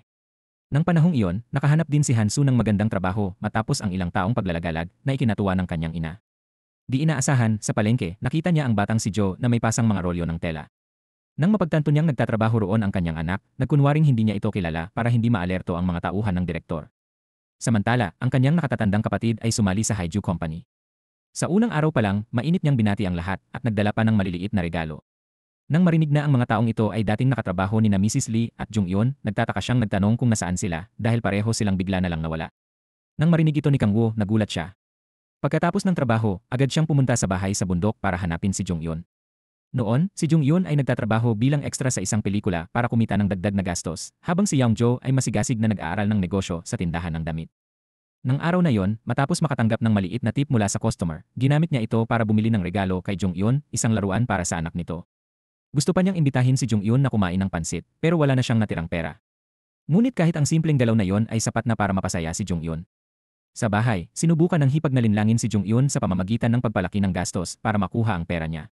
Nang malaman ito ng anak niya, sinabi niya sa tatay niya na nagalit at pinagalitan ang asawa hanggang sa tumahimik ito. Nang humingi si Yeongjo ng dagdag na kanin, pinagalitan siya ng hipag ng malupit kaya tumigil siya sa pagsasalita. Si Jung-hyun lang ang tahimik na kumuha ng dagdag na kanin para sa kanya. Unti-unting lumalim ang relasyon nila hanggang sa palagi nang hihingi si Yeongjo kay Jung-hyun na lagyan ng pain relief patch ang likod niya pagkatapos magtrabaho. Ganun na lang, lumipas ang 6 na taon. Lumaki ang bata ng malusog at malakas, napaligiran ng pagmamahal ng pamilya at pinangalan ng Handi. Ang ugnayan ni Handi at Yeongjo ay napakalapit, parang tunay na mag-ama. Umorder pa si Handi ng regalo online para sa kanya, isang suit mula sa mismong fashion brand na itinatad niya. Sa loob ng 6 na taon, walang balita ang kuya ni Yeongjo tungkol sa kanya at lalong nag-aalala, inilalabas ang galit sa direktor at inutusang hanapin ang kapatid anuman ang mangyari. Samantala, sina Yeongjo, Jung-hyun at Handi ay pumunta sa dalampasigan ayon sa kahilingan ng batang babae. Ang dalampasigan na ito ang parehong lugar kung saan dating nakatanggap ng balita si Jung-hyun mula sa kanyang ina. Habang inaalala ito ngayon, ang kanyang damdamin ay kasing liwanag pa rin, maliban na ngayon, natagpuan na niya ang tunay na kaligayahan kasama ang anak at lalaking minamahal. Habang masayang kumakain silang lahat, nakatanggap si Yeongjo ng tawag mula sa mahalagang kasosyo na kababalik lang galing ibang bansa at kailangang makipagkita agad. Dahil malaking negosyo ito, kailangan ni Yeongjo na magmadali para makipagkita sa kanya. Hinatid niya sina Jung-hyun at Handi sa paliparan, sinabihan silang maghintay doon habang siya ay nauuna. Nagkataon, naroon din si Kang Woo para sa negosyo at nakita niya si Jung-hyun. Kahit ilang taon na ang lumipas, nakilala pa rin niya ito at nagmadaling sumunod. Hinanap niya sa lahat ng lugar, ngunit nawala ito sa kanyang paningin. Sa sandaling yon, nasa counter si Jung-hyun bumibili ng ice cream para sa anak. Nang lumingon siya, nakita niya ang batang babae sa tabi ng isang babae, si Jo-kyung, ang tunay na ina ni Handi. Sobrang natakot si Jung-hyun kaya hindi siya umimik, takot na makilala ni Jo-kyung si Handi, kaya agad siyang nagtago. Lumapit lang siya sa anak niya matapos umalis si Jo-kyung. Kahit wala na ang babae, hindi pa rin kampante si Jung-hyun at hinila ang bata sa banyo para magtago. Nanginginig siya sa takot, natatakot na baka bumalik si Jo-kyung at kunin ang batang pinalaki niya ng may hirap. Kahit nang makauwi na sila, hindi pa rin mapalagay si Jung-hyun. Nakita siyang ganoon ni Mrs. Lee kaya tinanong siya at nalaman na bumalik na si Jo-kyung. Ngayon naintindihan ni Mrs. Lee kung bakit galit si Jung-hyun, pero ano ngayon kung bumalik si Jo-kyung? Si Jung-hyun na ngayon ang tunay na ina ni Handi. Ang babaeng umabandona sa anak niya noon ay wala ng karapatan. Bukod pa, malamang nakalimutan na ni Jo-kyung ang pag-iral ng kanyang anak. Bumalik siya galing abroad matapos sumikat sa ilang pelikula at inimbitahan sa mga interview. Umuunlad na ang kanyang karera habang si Jung-hyun ay isang maliit na artista lamang. Sa gabi, nagigising si Jung-hyun sa takot, dinadala ng bangungot na kukunin ni Jo-kyung ang anak niya. Nang sumunod na taon, nag-edad na si Handi para pumasok sa eskwela at pinayuhan ng lola na mag-asawa na si Jung-hyun. Pati ang hipag ay sumang-ayon at sinabihan si Yeongjo na umalis para hindi hadlangan si Jung-hyun. Dahil nagsalita na ang pamilya, napilitan si Jung-hyun na hilingin sa kanya na umalis. Kung tutuusin, naging mayaman na si Yeongjo at hindi makatarungan para sa kanya na patuloy na manirahan sa basement. Samantala, nakita ni Kang Woo ang isang eksena mula sa pelikula ni Jung-hyun at agad siyang nakilala. Nakipag-ugnayan siya sa crew ng pelikula at mabilis na nagmaneho papunta roon. Nakita niya si Jung-hyun na gumaganap bilang supporting role, nakahiga sa maruming poodle ng isang oras sa malamig na panahon, nakaramdam siya ng lungkot at pinagalitan ang staff. Kung magkasakit siya, sino ang mananagot? Naghanap lang sila ng dahilan para iwasan ang sisi at hindi pinansin ang mga tulad ni Jung-hyun.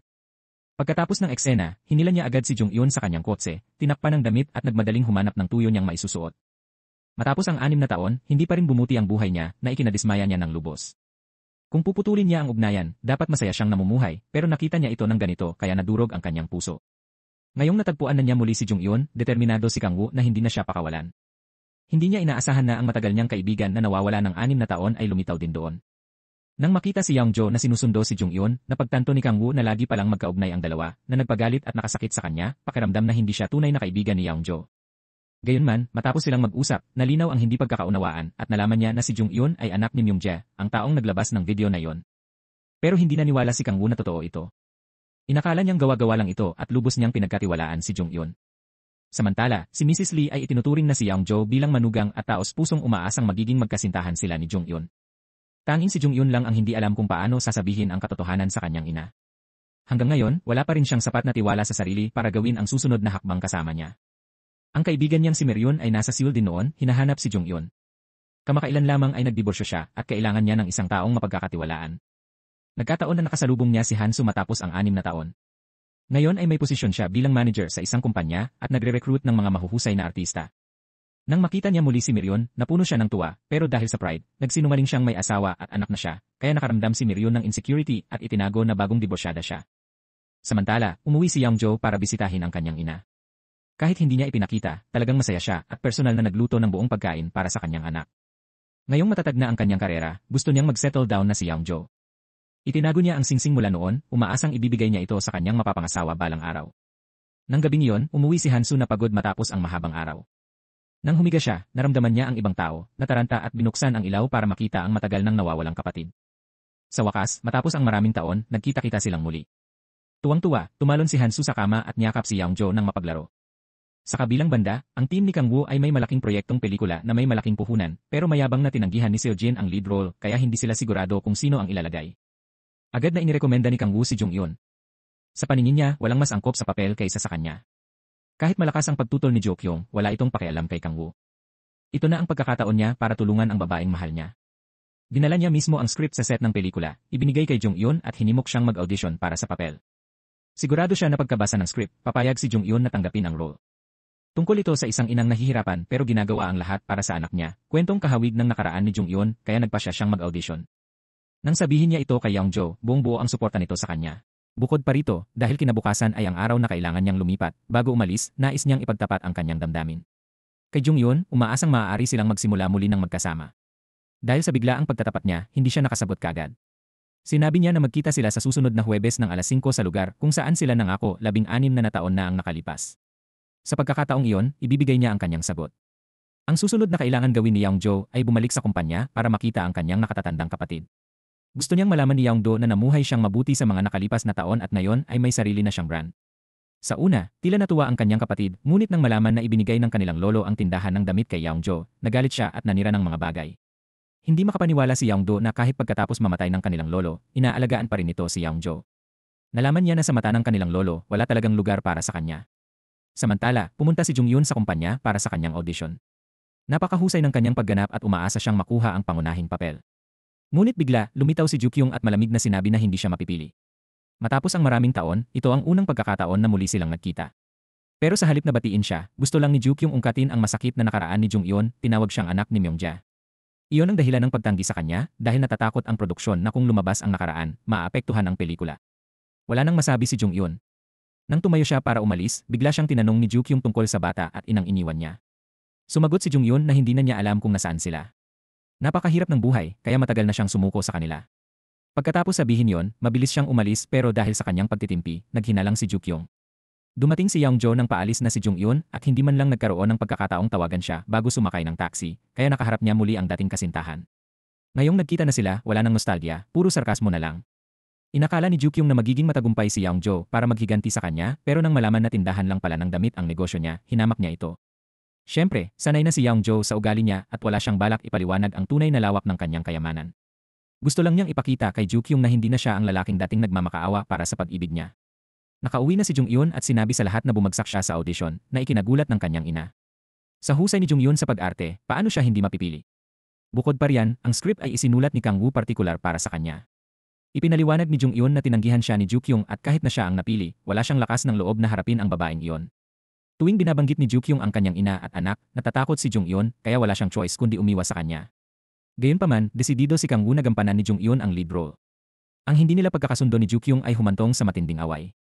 Dahil hindi sila nagkasundo, napagdesisyonan nilang hayaan ang mga investor ang pumili kung sino ang magiging female lead. Samantala, naging abala si Jung Yeon sa gawaing bahay kaya nakalimutan niya ang importanteng meeting nila ni Yeongjo na naghintay ng ilang oras. Matagal bago niya naalala at sa pagkataranta, nagmadali siyang kunin ang telepono para tumawag at humingi ng tawad. Imbes na magalit, inimbitahan siya ni Yeongjo sa dinner pero masyadong busy si Jung Yeon sa bahay para umalis. Sa huli, nagpasya si Yeongjo na siya mismo ang pupunta kay Jung Yeon. Nagdala siya ng bouquet ng bulaklak para sa babaeng mahal niya, umaasang sa wakas ay maririnig niya ang sagot nito. Matapos ang lahat ng kanyang pag-asa, tinanggihan pa rin ni Jung Yeon ang ideya na magkasama sila dahil wala siyang tiwala sa sarili. Wala siyang anuman at isa siyang single mother. Paano siya magiging karapat-dapat sa kanya? Pero wala namang pakialam si Yeongjo sa lahat ng iyon. Tunay niyang minamahal si Jung Yeon at gusto niyang maniwala ito sa sarili, tinitiyak na balang araw ay magliliwanag ang kanyang karera sa pag-arte. Salamat sa paghihikayat ni Yeongjo, naging mas malakas ang loob ni Jung Yeon, hindi natakot harapin si Jo Kyung at nagpasya siyang maging sikat na artista. Nang araw na yon, nang maaksidente ang isang aktres at hindi makapag-shooting, kailangan ng direktor ng agarang kapalit. Si Jung Yeon ang napili at napakahusay niyang gumanap. Nang ipalabas ang pelikula, nakita ni Miryun ang kaibigan sa TV at agad na tumakbo sa lugar ng shooting para hanapin si Jung Yeon. Tuwang-tuwa ang dalawa nang muling magkita, nagtawanan at hindi maipagkaila ang kanilang kasiyahan. Pagkatapos niyon, dinala ni Jung Yeon si Miryun sa bahay at ipinakilala sa kanyang anak at ina. Samantala, nakatanggap si Youngjo ng malaking order, kaya sila ng mga empleyado ay nag-overtime araw-gabi para sa deadline. Kasabay nito, patuloy na umunlad ang karera ni Jung-Eun sa pag-arte at unti-unti siyang naging kilalang pangalan. Dahil dito, pinagsikap ni Kang Woo na kumbinsihin ang mga investor na si Jung-Eun ang perpekto at pinaka-promising para sa papel. Lahat sila ay sumang-ayon sa kanyang opinyon. Maayos ang lahat hanggang muling nakialam si Jukyung. Tinawagan niya ang mga investor para iantala ang desisyon at sinabi kay Kang Woo na kung hindi siya makahanap ng ibang aktres sa loob ng 4 na araw, sa kanya i-cast si Jung-Eun. Sa panahong iyon, patuloy niyang sinundan ang schedule ni Mrs. Maung Jae sa ospital. Pagkatapos ng appointment ng matandang babae, tahimik siyang sinundan ni Jukyung nang hindi napapansin. Hindi hanggang si Mrs. Lee ay nakakita ng kanyang refleksyon sa salamin na napagtanto niyang may sumusunod sa kanya. Nagulat, mabilis siyang tumakbo para makatakas kay Jukyung. Habang dumadaan sa park, bigla niyang narinig ang kanyang apo na tumatawag sa kanya. Si Mrs. Lee ay mabilis na tumakbo, binuhat ang batang babae, sinabihang manahimik at nagmadaling magtago. Habang sila'y nakalusot sa likod ng gate, dumating si Yukyung, ngunit hindi sila nakita at umalis sa ibang direksyon. Kahit umalis na si Yukyung, si Mrs. Lee ay hindi pa rin mapakali at patuloy na tumakbo pauwi. Para kay Yukyung, nang mawala sa paningin ang kanyang ina, labis siyang nadismaya. Dahil wala nang ibang mapagkakatiwalaan, tinawagan niya si Jung-Eun at inamin na mula nang bumalik sa Korea, sinusubaybayan niya ang mga check-up ng kanyang ina. Ang makita ang kanyang ina na masaya at malusog ngayon ay nagdulot kay Yukyung ng kalituhan, hindi alam kung matutuwa o malulungkot. May isang bagay, gayunpaman, na itinago pa rin ni Yukyung kay Jung-Eun, ang katotohanan tungkol sa ama ng bata. Hindi pala siya kasal na lalaki gaya ng dating sinabi niya. Nang marinig ito, nagulat si Jung-Eun at gustong malaman kung sino ang lalaking iyon, pero tumanggi si Yukyung na sabihin. Kaya doon na siya nanatili buong gabi. Kinabukasan ng umaga, habang nasa banyo si Jung-Eun, naging usisa si Yukyung at kinuha ang kanyang telepono. Natuklasan niya ang maraming litrato ng pamilya sa loob, lahat ay mga larawan ng anak at ina ni Jung-Eun. Doon napagtanto ni Yukyung na nagsisinungaling pala si Jung-Eun sa kanya. Malinaw na nakatira siya kasama nila, ngunit sinabi niyang hindi niya alam kung nasaan sila. Biglang lumabas si Jung-Eun mula sa banyo na ikinagulat ni Yukyung. Agad siyang nagsinungaling, sinabing may nakita siyang mensaheng lumitaw at kinuha lang ang telepono para iabot sa kanya. Si Jung-Eun ay lihim na natatakot na mabuko ang kanyang sikreto, pero nagpanggap na kalmado, humanap ng dahilan para umalis, hindi alam na sinusundan na siya. Sinundan siya ni Yukyung hanggang sa bahay at sa wakas nalaman kung saan siya nakatira. Ibig sabihin, malapit na ang araw na muling makikita niya ang kanyang anak. Sinamantala ni Jung-Eun ang pagkakataon para bumili ng bagong telepono at naglagay ng password para hindi na ito mahawakan ng iba. Tinulungan pa siya ni Youngjo na ilipat ang kanyang mga larawan at contacts. Sinamantala niya ang pagkakataon at nag-suggest na kumuha sila ng litrato bilang alaala. At habang hindi siya nakatingin, hinalikan niya ito sa pisngi, kaya namula nang mahiyain si Jung-Eun. Dahil si Jung-Eun ngayon ay may pagkilala sa publiko, si Miryun ang naging manager niya. Kailangan din nilang mag-ingat na huwag banggitin ang mga sensitibong paksa tungkol kay Mrs. Lee o sa kanyang anak para maiwasan ang atensyon ng media. Nang panahong iyon, pumunta si Yukyung sa parke para panoorin ang mga batang naglalaro. Siyempre, isa siyang ina. At tuwing nakakakita siya ng mga bata, hindi niya maiwasang isipin ang sarili niyang anak. Biglang may lumapit sa kanya na isang batang babae. Iyon pala ang kanyang tunay na anak. Masayang umiti ang bata kay Yukyung at nakilala siya, sinabing nagkita na sila minsan sa airport. Sinundan pala ni Yukyung si Handy hanggang sa bahay nila. Nang makita na masaya ang pamumuhay ng batang babae at ng kanyang lola, napaiyak si Yukyung sa tuwa. Sapat na ang malaman yon para maging kontento siya. Samantala, sa set ng filming, nagselos si Sojin nang malaman na nagsimulang pansinin ng media si Jung-Eun. Dahil sa galit, sinadya niyang isuot ang eksaktong parehong damit at pinilit si Jung-Eun na magpalit. Dahil wala pang sariling estilista si Jung-Eun, nahirapan siyang humanap ng ibang maisuot, nagmadaling nagbihis, at tumakbo pabalik sa set, dumating na huli, para lamang pagalitan ulit ni Sojin. Sa shoot, sinamantala ni Sojin ang eksena para sampalin ng malakas si Jung-Eun sa mukha ng totohanan. Kahit masakit, tiniis ito ni Jung-Eun nang walang reklamo. Pero hindi pa rin ito sapat para masiyahan si Sojin. Ginamit ni Yukyung ang sitwasyong ito para manipulahin siyang tanggapin ang lead role sa sarili niyang pelikula. Sa harap ni Sojin, lagi niyang pinupuri ang acting ni Jung-Eun at ipinakita pa ang audition video na lalong nagpasiklab sa inggit ni Sojin. Nang dumating ang mga reporter para interviewin siya, inanunsyo ni Sojin sa publiko na kukunin niya ang female lead role para siguradong kumalat agad ang balita. Kaya kahit gaano pa siya suportahan ni Kang Woo, wala nang magagawa si Jung-Eun para baguhin ang sitwasyon. Bagamat ito ay ganap na inorganisa ni Yukyung, sinabi niya na hindi ito dahil sa personal na galit, kundi negosyo lamang. Sinabi ni Yukyung kay Jung-Eun na malaki ang puhunan niya sa pelikula at hindi niya ito maipagkakatiwala sa isang bagong aktres tulad niya. Hindi nagtagal, narinig ni Kang Woo ang balita at dumating para aliwin si Jung-Eun. Matapos lahat, nahirapan si Sojin na makuha ang papel na yon. Dahil mas gusto ng karamihan ng mga investor ang pag-arte ni Jung-Eun, ang kulang lang sa kanya ay katanyagan. Salamat sa pagkilala ni Kang Woo sa kanyang talento, hindi na nalungkot si Jung-Eun. Samantala, nakipagkita si Yukyung sa vice-director ng Haiju at tuso siyang nabitag para ibunyag na si Director O ay nagnakaw ng pondo para sa sarili. Lihim niyang naitala ang buong pag-uusap.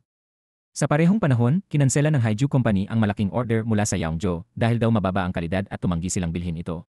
Dati, dahil sa kagyat na schedule ng paghahatid, ang kanyang kumpanya ay gumastos ng malaking pera at tauhan para matugunan ang deadline. Kaya, ang biglaang pagkansela ay nagdulot ng malaking pagkalugi para kay Yeongjo. Sa simula pa lang, ito ay isang patibong na itinakda ni Yeongdo para sirain ang kanyang nakababatang kapatid. Dahil sa inggit na si Yeongjo ay laging sinusuportahan ng kanilang lolo at dating isinaalang-alang para pamunuan ang kumpanya, gumawa si Yeongdo ng ganitong pakana. Gayunpaman, hindi ito sumira sa diwa ni Yeongjo, bagamat labis siyang nadismaya nang malaman na ang taong hinahangaan niya ay maaaring maging napakasama. Sa bahay, narinig ng lahat ang balita na niloko si Yeongjo ng kanyang kapatid. Naawa silang lahat sa kanya pero hindi nila alam kung paano siya tutulungan. Hindi nagtagal, nakarating ang balita sa kanyang ina na tinipon ang lahat ng kanyang ipon at pumunta sa bahay ni Mrs. Lee at hiniling na lihim na ibigay ang pera kay Yeongjo nang hindi sinasabi na ito ay galing sa kanya. Nang gabing iyon, nang umuwi si Yeongjo na pagod, sinalubong siya ng mainit na hapunan ng pamilya, isang kilos na nagbigay sa kanya ng kapanatagan at lakas ng loob. Ginang tinawag ni Mrs. Lee si Yeongjo sa isang silid at iniabot ang sobre, sinabi na ito ay galing sa kanyang ina dahil alam niyang magbibigay ito ng ginhawa sa kanya. Lahat ng dokumento para sa mga tindahan ng kanyang tiyuhin ay nailipat na sa kanyang pangalan. Sinusuportahan ng lahat si Yeongjo kaya hindi siya dapat sumuko. Naintindihan din ni Jung-hyun na ito ang panahon na kailangan niyang tumayo sa tabi niya at bigyan siya ng lakas ng loob. Nang gabing iyon, pumunta silang dalawa sa iloghan para pagmasdan ang tanawin. Tinipon ng lahat ng kanyang tapang, humalik si Jung-hyun ng marahan sa labi ni Yeongjo para ipakita ang kanyang damdamin, umaasang ito ay magpapasigla sa kanya. Hindi nagtagal, iniulat ng kanyang mga tauhan na gusto ng mga tao ni Haiju na bilhin pabalik ang tela sa kalahating presyo. Gayunpaman, mariing tumanggi si Yeongjo na ibenta ito ng lugi, sa kabila ng mga pagtutol ng kanyang mga kasosyo, at sa huli ay binayaran sila mula sa sarili niyang bulsa. Samantala, isang designer na nakikipagtulungan kay Haiju ay nagalit nang malaman na hindi magagawa ang kanyang mga disenyo dahil walang available na tela. Sa sandaling iyon, pumunta si Yeongjo para makipag-usap sa kanya. Sa parehong panahon, si Mrs. Lee ay nakarinig sa kanyang apo na nagkukwento tungkol sa babaeng nakilala niya sa kalapit na parke. Sinundan niya ang kanyang kutob at agad na napagtanto na ang babae ay walang iba kundi si Yukyong. Hindi na pwedeng manahimik at magtago kaya napagpasyahan niyang harapin ito. Nang magkita sila, si Mrs. Lee ay masayang bumati sa kanya na parang dating kakilala, pero ang kanyang mga salita ay banayad na nagbabala kay Yukyong na huwag lapitan ang kanyang apo. Ang inang minsan nang umabandona sa anak ay wala ng karapatan. Matapos sabihin ang mga salitang iyon, si Mrs. Lee ay tumalikod at umalis bago makita ni Yukyong kung gaano siya kaemosyonal. Kinailangan niya ang lahat ng kanyang lakas para itago ang kanyang damdamin sa harap ni Yukyong, ngunit ang mga salitang iyon ang nagpatanto kay Yukyong na alam ni Mrs. Lee na siya pala ang tunay na anak nito. Sino pa ba kundi si Jung-hyun ang makakapagsabi ng lihim na iyon? Agad niyang tinawagan si Jung-hyun at nag-ayos na magkita sa bahay nito. Nang mabilis na umuwi si Jung-hyun, naghihintay na si Yukyong sa harap ng gate. Sinabi niya na hindi ito ang unang pagkakataon na pumunta siya rito, kundi ang pangatlo. Nakilala pa niya si Handy. Nagulat pa rin si Jung-hyun nang umuwi ang bata mula sa eskwelahan. Niyakap ni Jung-hyun ang batang babae sa harap ni Yukyong at sinabing anak niya ito, kaya napagtanto niyang hindi na siya karapat-dapat na maging ina ng bata. Binalaan pa niya si Yukyong na huwag nang pumunta at guluhin ang kanyang pamilya. Wala nang lugar para sa kanya dito. Ang sinumang sumira sa karera ng kanyang ina at iniwan ang bagong silang na anak ay hindi karapat-dapat na makita silang muli. Matapos bantaan ni Jung-hyun, nawala ng kahinahunan si Yukyong at aksidenteng nabangga ang kotse sa harapan niya. Sa kasamaang palad, mga gangster pala ang nabangga niya na gustong gawing malaking issue ang pangyayari. Pagkakita nila kay Yukyong, agad nilang pinahirapan siya na lubhang ikinatakot niya. Sa sandaling iyon, nagkataong dumaan si Yeongjo at nang makitang ginaganit si Yukyong, agad siyang tumulong. Pagkatapos, hinatid niya ito pauwi pero tinanggihan ni Yukyong ang lahat ng tulong mula kay Yeongjo. Naghiwalay na sila kaya ayaw na niyang magkaroon pa ng kinalaman sa kanya. Para hindi magkamali ng intindi si Jung-hyun, sinabi ni Yeongjo na may girlfriend na siya. Bukod dito, balak niyang ipakilala si Jung-hyun sa kanyang pamilya at sinabihan siya ng maaga para makapaghanda. Kinabukasan ay ang huling araw ng shooting.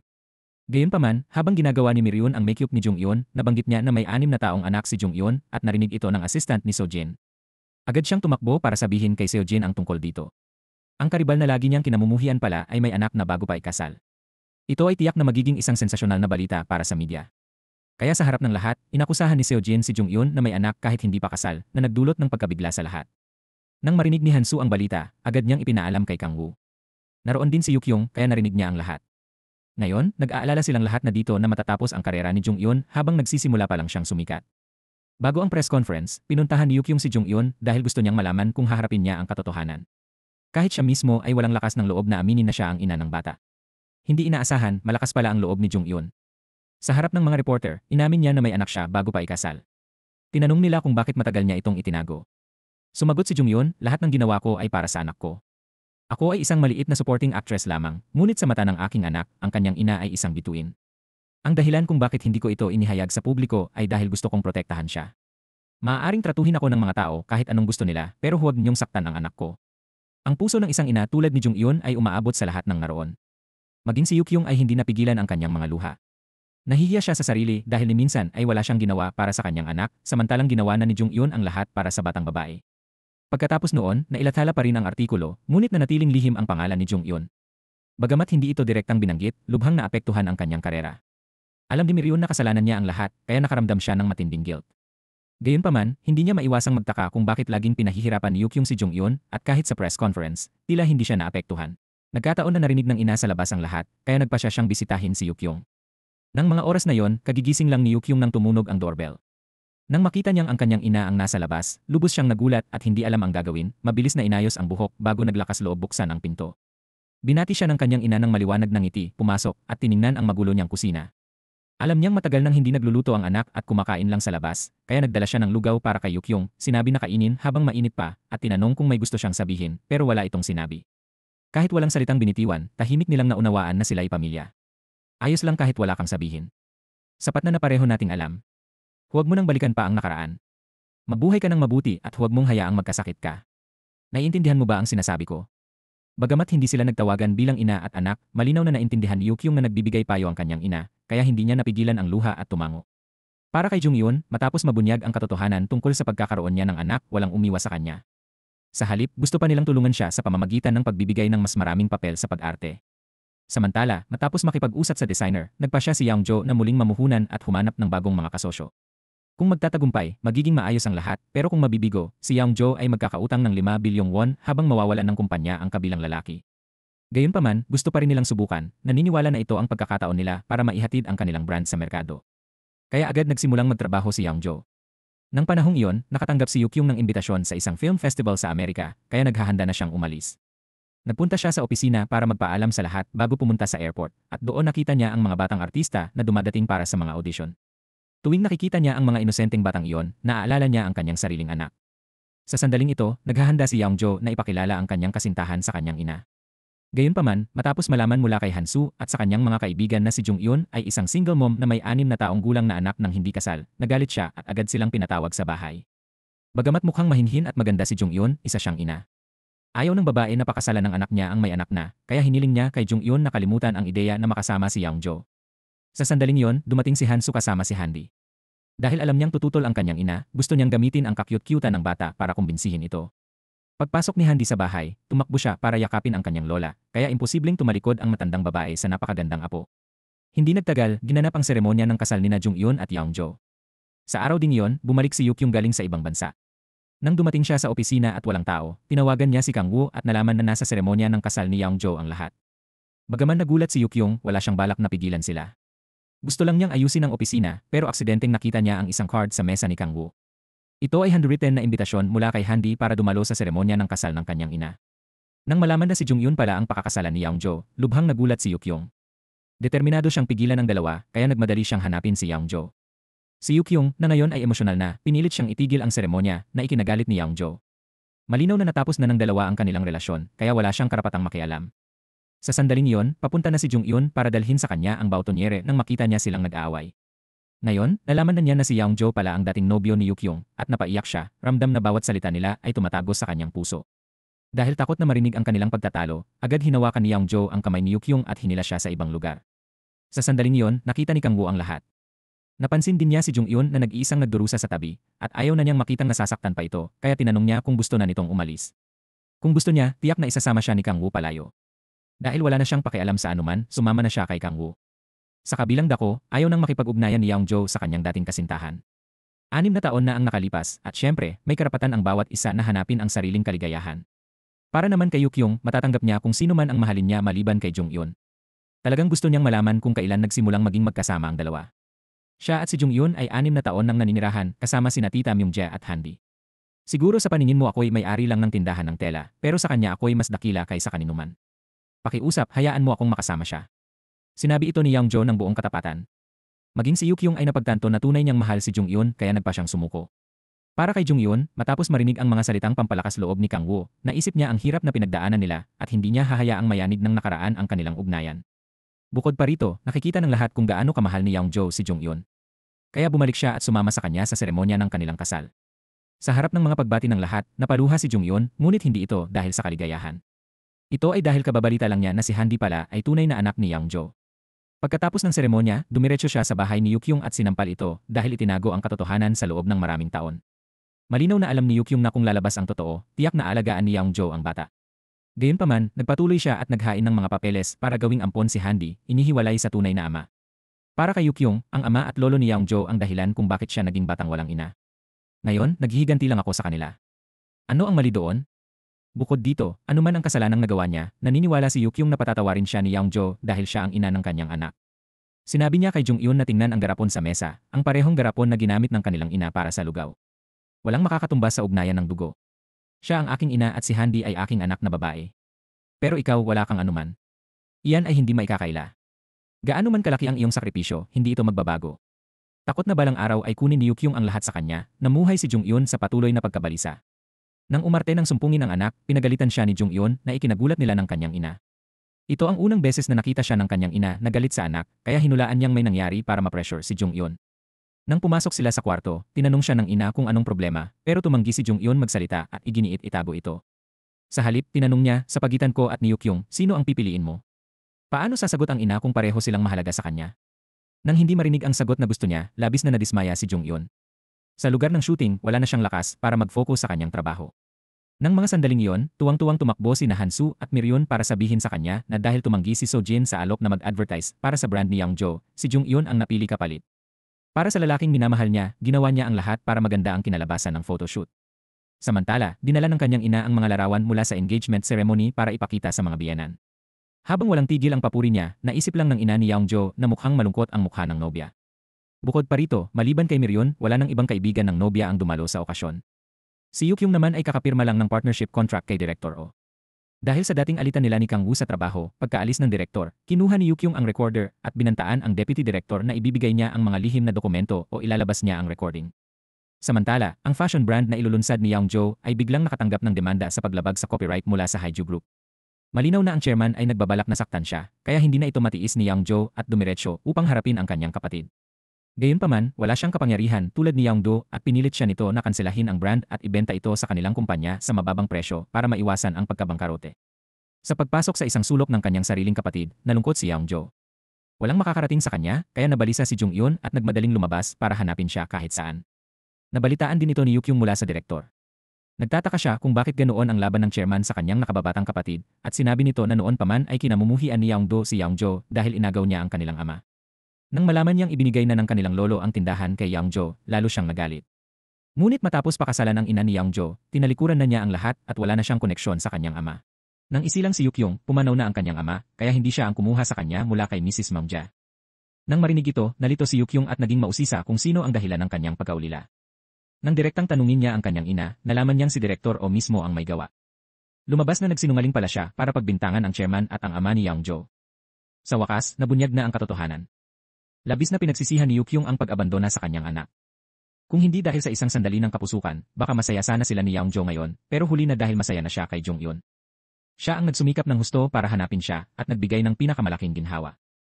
Nang kababalik lang ng dalawa, bigla namang tumawag si Yukyung kay Youngjo. Sa telepono, narinig niya itong umiiyak ng desperado na labis niyang ikinabahala. Agad niyang tinanong kung nasaan ito at nagmaneho papunta roon para makita ang nangyayari. Nang dumating siya, nakita niya si Yukyung na nakaupo sa lupa, umiiyak ng di mapigilan, na nag-iwan sa kanya ng lubos na pagkarito. Nang tanungin niya kung ano ng problema, sinabi ni Yukyung na nasira ang kanyang kotse at hindi makaandar at nag-iisa siya sa madilim na lugar kaya sobrang natakot siya. Nakita siyang ganoon, kaya napagpasyahan ni Youngjo na ihatid siya pauwi, pero ayaw niyang umalis ito at patuloy na umiiyak, paulit-ulit na humihingi ng tawad, na nagpataka sa kanya kung ano ba talaga ang ginawa ni Yukyung para maging ganoon kalungkot. Pero wala siyang lakas ng loob para sabihin ang katotohanan. Nang paalis na si Youngjo, nakasalubong niya si Kang Woo. Nakita siyang bumibisita sa kanyang ex ng gabing-gabi, kaya nagalit si Kang Woo para kay Jonghyun at sinuntok siya. Sinabi na noong araw ng engagement, nakita siya ni Jonghyun kasama si Yukyung, kaya tumakbo ito palayo sa seremonya. Ito ang unang beses na nalaman ito ni Youngjo at nakaramdam siya ng guilt dahil hindi niya napansin ang nararamdaman ni Jonghyun kamakailan. Pagka-uwi niya, malinaw niyang ipinaliwanag ang lahat sa kanya at tiniyak na wala talagang anuman sa pagitan nila ng kanyang dating kasintahan. Samantala, nakahanap si Youngjo ng ebidensya na ang mga disenyo ay nagamit na sa Paris bago pa man inirehistro ni Youngdo ang copyright, kaya hindi na siya makakapagdemanda. Kung patuloy na tatanggi si Youngdo, isusumbong siya ni Youngjo sa Board of Directors. Kapag nalaman nilang gumastos si Yang Do ng malaking pondo para lang sirain ang maliit na kumpanya, tiyak na malalagay sa panganib ang kanyang posisyon bilang chairman. Sa harap ng banta ni Yang Jo, wala siyang magagawa kundi umatras. Sa huli, matagumpay na nailunsad ang mga produkto ni Yang Jo sa merkado at naging paborito ng mga mamimili. Mabilis na dumami ang mga order, kaya nag-overtime ang mga manggagawa, pero masaya sila dahil kinikilala na ang kanilang mga produkto.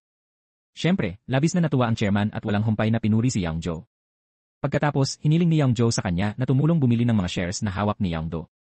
Samantala, nakipagkita si Jung Yun sa kanyang biyenan para palakasin ang kanilang relasyon. Nagkasundo ang dalawa na mag-usap sa isang cafe na malapit. Dumating muna si Jung Yun para maghintay pero bigla niyang nakasalubong si Jo Kyung. Sinabi ni Jo Kyung na hindi na niya galit si Yang Jo tulad ng dati at babalikan niya ito na ikinatakot ni Jung Yun. Pero sigurado siya na hindi maglakas loob si Jo Kyung na sabihin kay Yang Jo ang totoo na si Handi ang kanyang tunay na anak.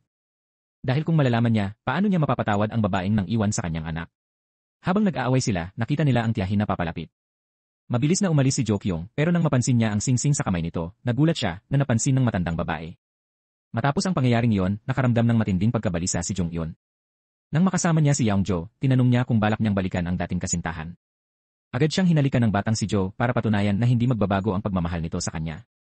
Samantala, nakipagkita si Seo Jin kay Kang Woo para tanggihan ang isang papel sa pelikula. Naramdaman niyang hindi bagay sa kanya ang gumanap na biyuda, kaya ipinasa niya ang papel kay Jung Yun.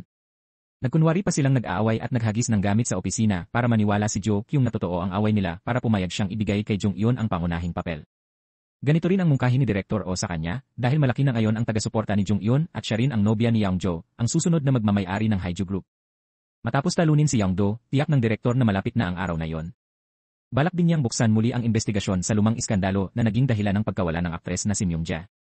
Natakot na mabulgar ang lahat, nagpanik si Jo Kyung at hiningi sa Deputy Director ang mga dokumento tungkol sa pangungurakot ng matanda. Maya-maya, tumigil siya sa parke para palihim na masdan ang kanyang anak mula sa malayo. Kung hindi siya naniwala sa mga kasinungalingang iyon, nasa tabi sana siya ng kanyang anak ngayon. Nang makita siya ni Handi, masayang tumakbo ang batang babae para batiin siya at inanyayahan siyang umuwi at maglaro. Nakilala rin siya ng tiyahing sumundo kay Handi at, kasama ang bata, dinala siya sa kanilang bahay. Pagpasok nila sa kwarto, agad na ipinakita ni Handi ang kanyang mga laruan at photo album kay Jo Kyung. Sa loob ay mga larawan ng bata noong sanggol pa na nagpaluha kay Jo Kyung.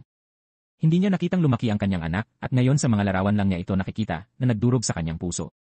Ipinakita pa ni Handi ang mga larawan ng pamilya sa kanya.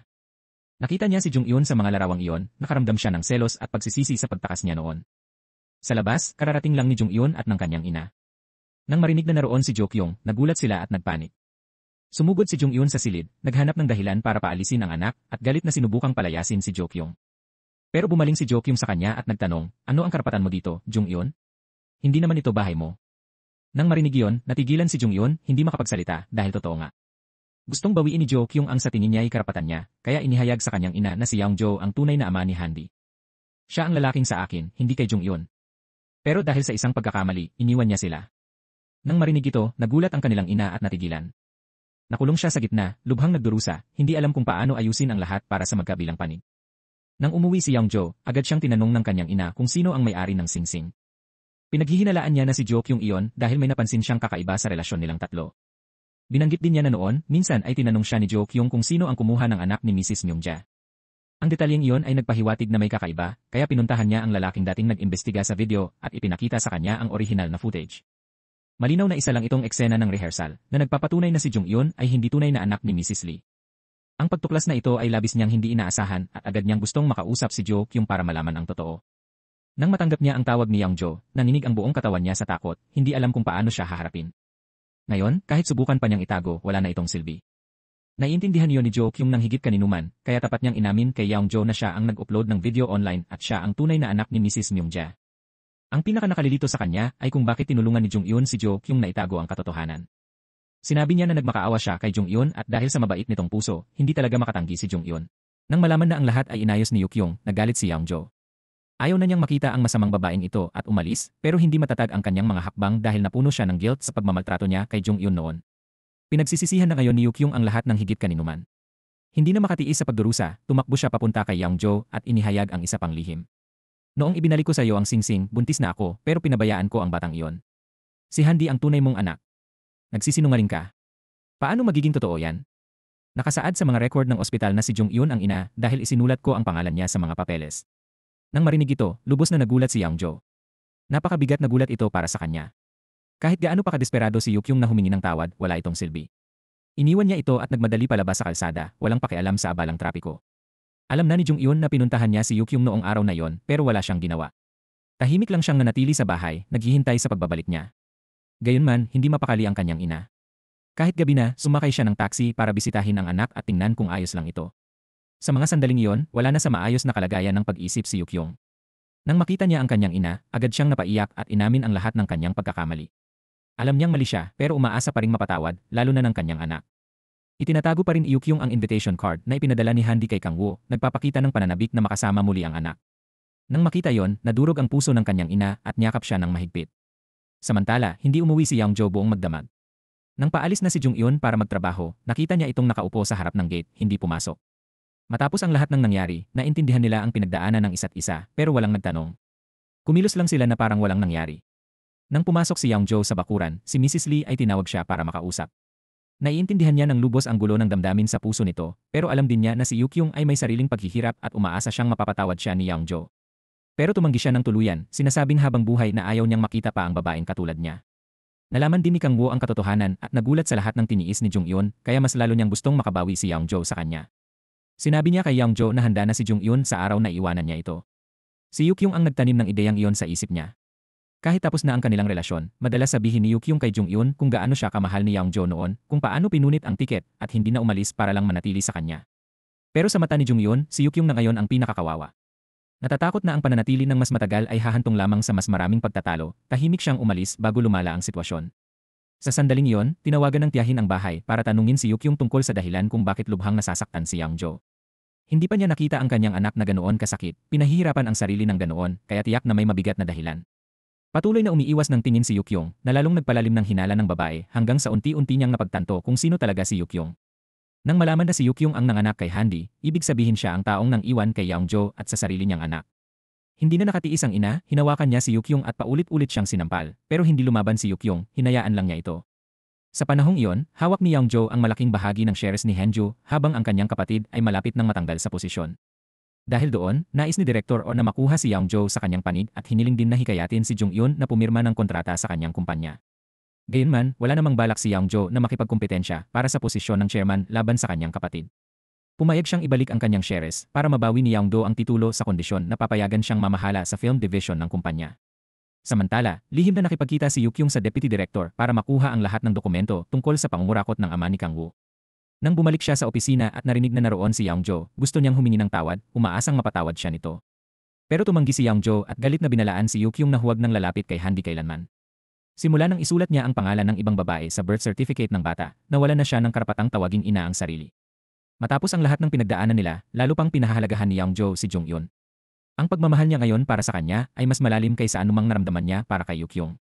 Ipinakilala rin ni Jung-yun ang kanyang tunay na ina sa kanya, kaya opisyal na nakilala ni Yeongjo siya. Buong gabi silang nanatili sa kwarto at si Mrs. Lee ay alam na hindi niya dapat guluhin sila. Sa ngayon, mukhang natapos na ang lahat. Umaasa lang siya na pakawalan ni Yukyung ang sarili, itigil ang pagpapahirap sa sarili, at hayaan si Yeongjo na magpatuloy dahil ang totoo, siya ang ina ni Handy. Noon, bago tumakas, sinabi ng Deputy Director kay Kang Woo na may hawak na ebidensya si Yukyung tungkol sa mga krimen ng kanyang ama. Kung hindi niya ito mapipigilan bago ang board meeting, hindi na maibabalik ang mga pangyayari. Kahit na lagi silang nag-aaway ng kanyang ama, dugo pa rin ang nagbubuklod sa kanila. Kaya nagpakumbaba siya at nagmakaawa kay Yukyung na patawarin ito. Gayunpaman, hindi niya kayang patawarin ang lalaking iyon ng ganoon kadali. Gusto niya, man lang, na mabawi ang mga shares na hawak ng direktor dahil dating pag-ari ito ng kanyang ina. Alam niyang hindi niya ito makukumbinsi, kaya bumaling si Kang Woo kay Yeongjo para humingi ng tulong dahil siya lang ang makakapigil sa kanya ngayon. Takot na takot siya na kung magkagulo, mabibilanggo ang kanyang ama. Para madaling makialam, opisyal na ibinalik ni Yeongjo ang kanyang shares sa kapatid at naging direktor ng film division ng grupo. Sa araw ding iyon ang unang araw ng shooting ni Jung-yun. Ang unang eksena ay siya na nanganganak sa ospital. Nang makita ni Jukyung si Jung-yun na nakahiga sa delivery bed, naalala niya ang hirap na dinanas niya 6 na taon na ang nakalipas at kung paano siya nagdusa sa panganganak kay Handy. Nagtama ang kanilang mga mata na para bang pareho ang kanilang iniisip. Pagkatapos ng eksena, dinala ni Jukyung kay Jung-yun ang isang lata ng soda. Kahit hindi pa naging ina si Jung-yun, ang kanyang pagganap ay napakaantig na kahit si Jukyung ay umamin kung gaano siya kagaling, at kahit hanggang ngayon, hindi pa rin tinatanggap ni Jung-yun si Jukyung bilang ina ni Handy, hindi magbabago ang katotohanan iyon. Sa huli, si Jukyung ay isang ina pa rin na gustong makalapit sa kanyang anak. Noong araw na yon, dinala ng tiyahin ni Handy ang bata sa set ng filming para bumisita, pero dahil sa isang biglaang gawain, iniwan niya si Handy sa pangangalaga ni Jukyung. Dinala ni Jukyung ang batang babae sa kanyang opisina para maglaro. Tuwang-tuwa si Handy at hiniling na tawagan ang kanyang ama. Ngunit nang malaman ni Yeongjo na kasama ni Jukyung ang kanyang anak, nagalit siya, inakala na pinilit niya ang bata na sumama at agad na tinawagan ang kanyang ina. Nang marinig ang balita, si Mrs. Lee ay nagmadali papunta pero pagdating niya sa opisina, wala sila pareho doon. Lalong nag-aalala, tumakbo siya sa bahay ni Jukyung at nakita itong nagluluto para sa batang babae. Mukhang malapit at masaya ang dalawa kaya hindi na sila pinagbukod ni Mrs. Lee. Ngunit sa sandaling iyon, dumating din si Yeongjo. Ayaw niyang makipag-ugnayan ang anak niya sa babaeng ito, kaya pinilit niya si Handy umuwi kahit gusto pa ng bata na makipaglaro kay Jukyung. Tumanggi siyang payagan ito, galit na hinatak ang anak palayo, iniwan si Jukyung na walang magawa kundi panoorin silang umalis. Ang tanging nagawa niya ay tahimik na tumingin sa mga larawan ng anak sa telepono, mahinahong umiti sa tuwa, pero pati iyon ay kinuha ni Jung-yun. Binura niya lahat ng larawan ni Handy, kaya wala nang pagkakataon si Jukyung na mapalapit pa sa bata. Nang subukan ni Jukyung na kunin ang telepono, itinulak siya ni Jung-yun at galit na binalaan, kung patuloy kayong mag-aaway ng ganito, matutulad si Handy kay Jukyung 16 na taon na ang nakalipas. Mapipilitang malaman na siya'y inampon lang na inabandona ng tunay na ina. Kinabukasan, pagdating ni Jukyung sa kumpanya, sinabihan siya ng direktor na makipagkita sa bagong CEO. Kilala na pala niya ito, at habang iniisip kung sino ito, nagulat siya nang makitang si Yeongjo pala. Diretso niyang hiningi ang mga accounting records ni Director O. Kung tatanggi siya, ilalabas niya ang video at wala siyang kawala. Bagamat malupit siya kay Jukyung, lubos na iba ang pakikitungo niya kay Jung-yun. Noong araw na yon, opisyal niyang nilagdaan ang kontrata at naging artista sa kumpanya ni Yeongjo. Pero bago pa man may makapagdiwang, nabalitaan nilang kailangang dalhin si Handy sa ospital para sa mga pagsusuri. Si Jukyung ay tinawag din doon ng kanyang ina dahil kailangan ng mga doktor na suriin ang lahat ng miyembro ng pamilya at siya ang tunay na ina ng bata. Matapos kumuha ng dugo ang nurse simula kina Jukyung at Yeongjo, tapos na ang kanilang bahagi at magiging handa ang resulta sa loob ng 1 linggo. Kahit na si Jukyung ang tunay na ina ni Handy, hindi niya maiwasang mag-alala ng husto. Umaasa siya na sasabihin sa kanya ni Yeongjo ang resulta, ngunit pinagsabihan siya nito na wala siyang karapatang magtanong kaya naramdaman niyang walang magawa. Tanging si Jung-yun lamang ang naawa kay Jukyung at nangako na ipapaalam sa kanya kapag lumabas na ang resulta. Kalaunan, sinundo ni Jung-yun ang kanyang anak at sinabihan ang kanyang ina na bisitahin si Jukyung dahil sa tingin niya kailangan nito ng karamay. Nang dumating ang kanyang ina, bago pa man sila makapag-usap, biglang nakaramdam ng pagkahilo si Jukyung at tumakbo sa banyo. Nag-alala ang kanyang ina, natatakot na baka may sakit siya, ngunit ito'y sintomas lamang ng matinding stress. Ipinangako ni Jukyung sa kanyang ina na bawiin niya ang kumpanya ng pelikula na ikinagulat nito. Mula kay Yeongjo, nalaman niya na may hawak si Jukyung na mahahalagang ebidensya laban kay Direktor O. Pagdating ng araw na yon, lahat ng nakatagong sikreto ay mahahayag na. Nang panahong iyon, may mga reporter na dumating sa kumpanya para magtanong tungkol sa orihinal na video noon. Hinihinalaan nila na may kaugnayan si Jung-yun sa iskandalo ni Actress Lee Young-ja. Kung patuloy silang maghuhukay, posibleng maboykot ang pelikulang ginagawa niya ngayon. Nagpanik ang buong production team dahil malaki ang kanilang puhunan sa proyekto. Pero, tiniyak ni Kang Woo sa lahat na hindi na kailangang mag-alala ng sobra. Samantala, habang malapit ng ilantad ang lahat, tinanggap ni Jukyung na mawawala man ang kanyang karera, basta maibagsak niya si Direktor O at mabawi ang kanyang ina. Gayunpaman, bago pa man mangyari yon, sinabi na sa kanya ng Deputy Director ang lahat. Siyempre, hindi papayagan ng matandang lalaki na makatakas siya ng ganoon kadali. Nakita ng assistant ng chairman ang grupo ng mga gangster na papunta sa opisina ni Direktor O at agad tumakbo para i-report ito. Mabilis na tinawagan ni Yeongdo ang kanyang nakababatang kapatid, hinihimok siyang ayusin kaagad ang sitwasyon. Samantala, nagsimulang wasakin ng mga goons ang lahat sa opisina, hinahanap ang mga accounting records. Nang dumating si Jukyung, nagulat siya at hindi pa nakaka-react nang hawakan nila siya at hiningin sabihin kung nasaan ang mga dokumento. Tumanggi si Jukyung na ibigay ang mga ito kaya napagpasyahan nilang isama siya. Sa sandaling yon, dumating si Yeongjo sakto para iligtas siya. Sumugod siya at nakipaglaban sa gang pero dahil mas marami sila, agad siyang nadaig. Bago pa lumala ang sitwasyon, nakilala ng isa sa mga lalaki si Yeongjo at inutusan silang tumigil. Mabilis na tumakas ang grupo mula sa lugar. Nang mabalitaan ang nangyari, galit na pumasok si Kang Woo sa opisina ng kanyang ama. Nang makita niya ang lahat ng ginawa ng kanyang ama, natigilan siya. Nagmakaawa lang siya na tumigil ito at huwag munang galawin si Jukyung para maayos niya ang sitwasyon. Samantala, hinimok ni Yeongjo si Jukyung na itigil ang paghihiganti dahil sobrang mapanganib ito.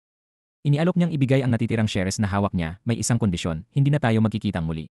Tuwing nakikita ni Yeongjo si Jukyung, sumasakit ang kanyang puso sa ginawa nito sa kanya at sa anak nila.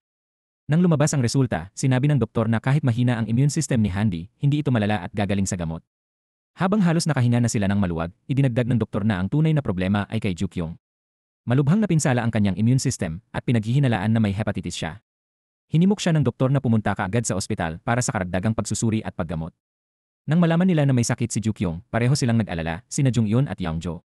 Pero dahil nangako sina Yeongjo at Jukyung na hindi na magkikita, nahirapan siyang magsalita, kaya si Jung-yun lang ang pumunta sa bahay niya para sabihin ang kalagayan ni Handy at hikayatin siyang magpa-check up. Kahit narinig niyang may sakit siya, hindi nagbago ang ekspresyon ni Jukyung.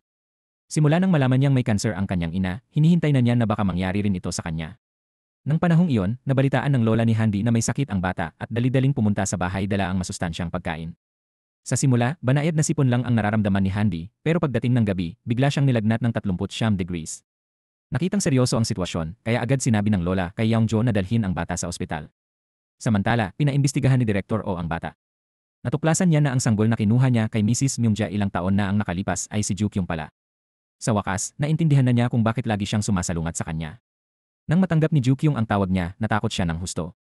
Gusto niyang makita ang kanyang ina para sabihin ang lahat, pero nang mabalitaan na naospital si Handy, nagmadali siyang pumunta roon, nakalimutan ang lahat. Pagdating niya, nakasalubong ni Jukyung si Youngjo. Ayaw niyang palapitin ito sa anak niya, pero dahil taimtim na nagmakaawa, pinayagan niya ito ng minsan lang. Salamat doon, nakagugol siya ng oras kasama ang kanyang anak. Samantala, abala si Jong-Eun sa shooting at hindi nabalitaan ang nangyari, kaya personal na pumunta si Youngjo sa set para sunduin siya.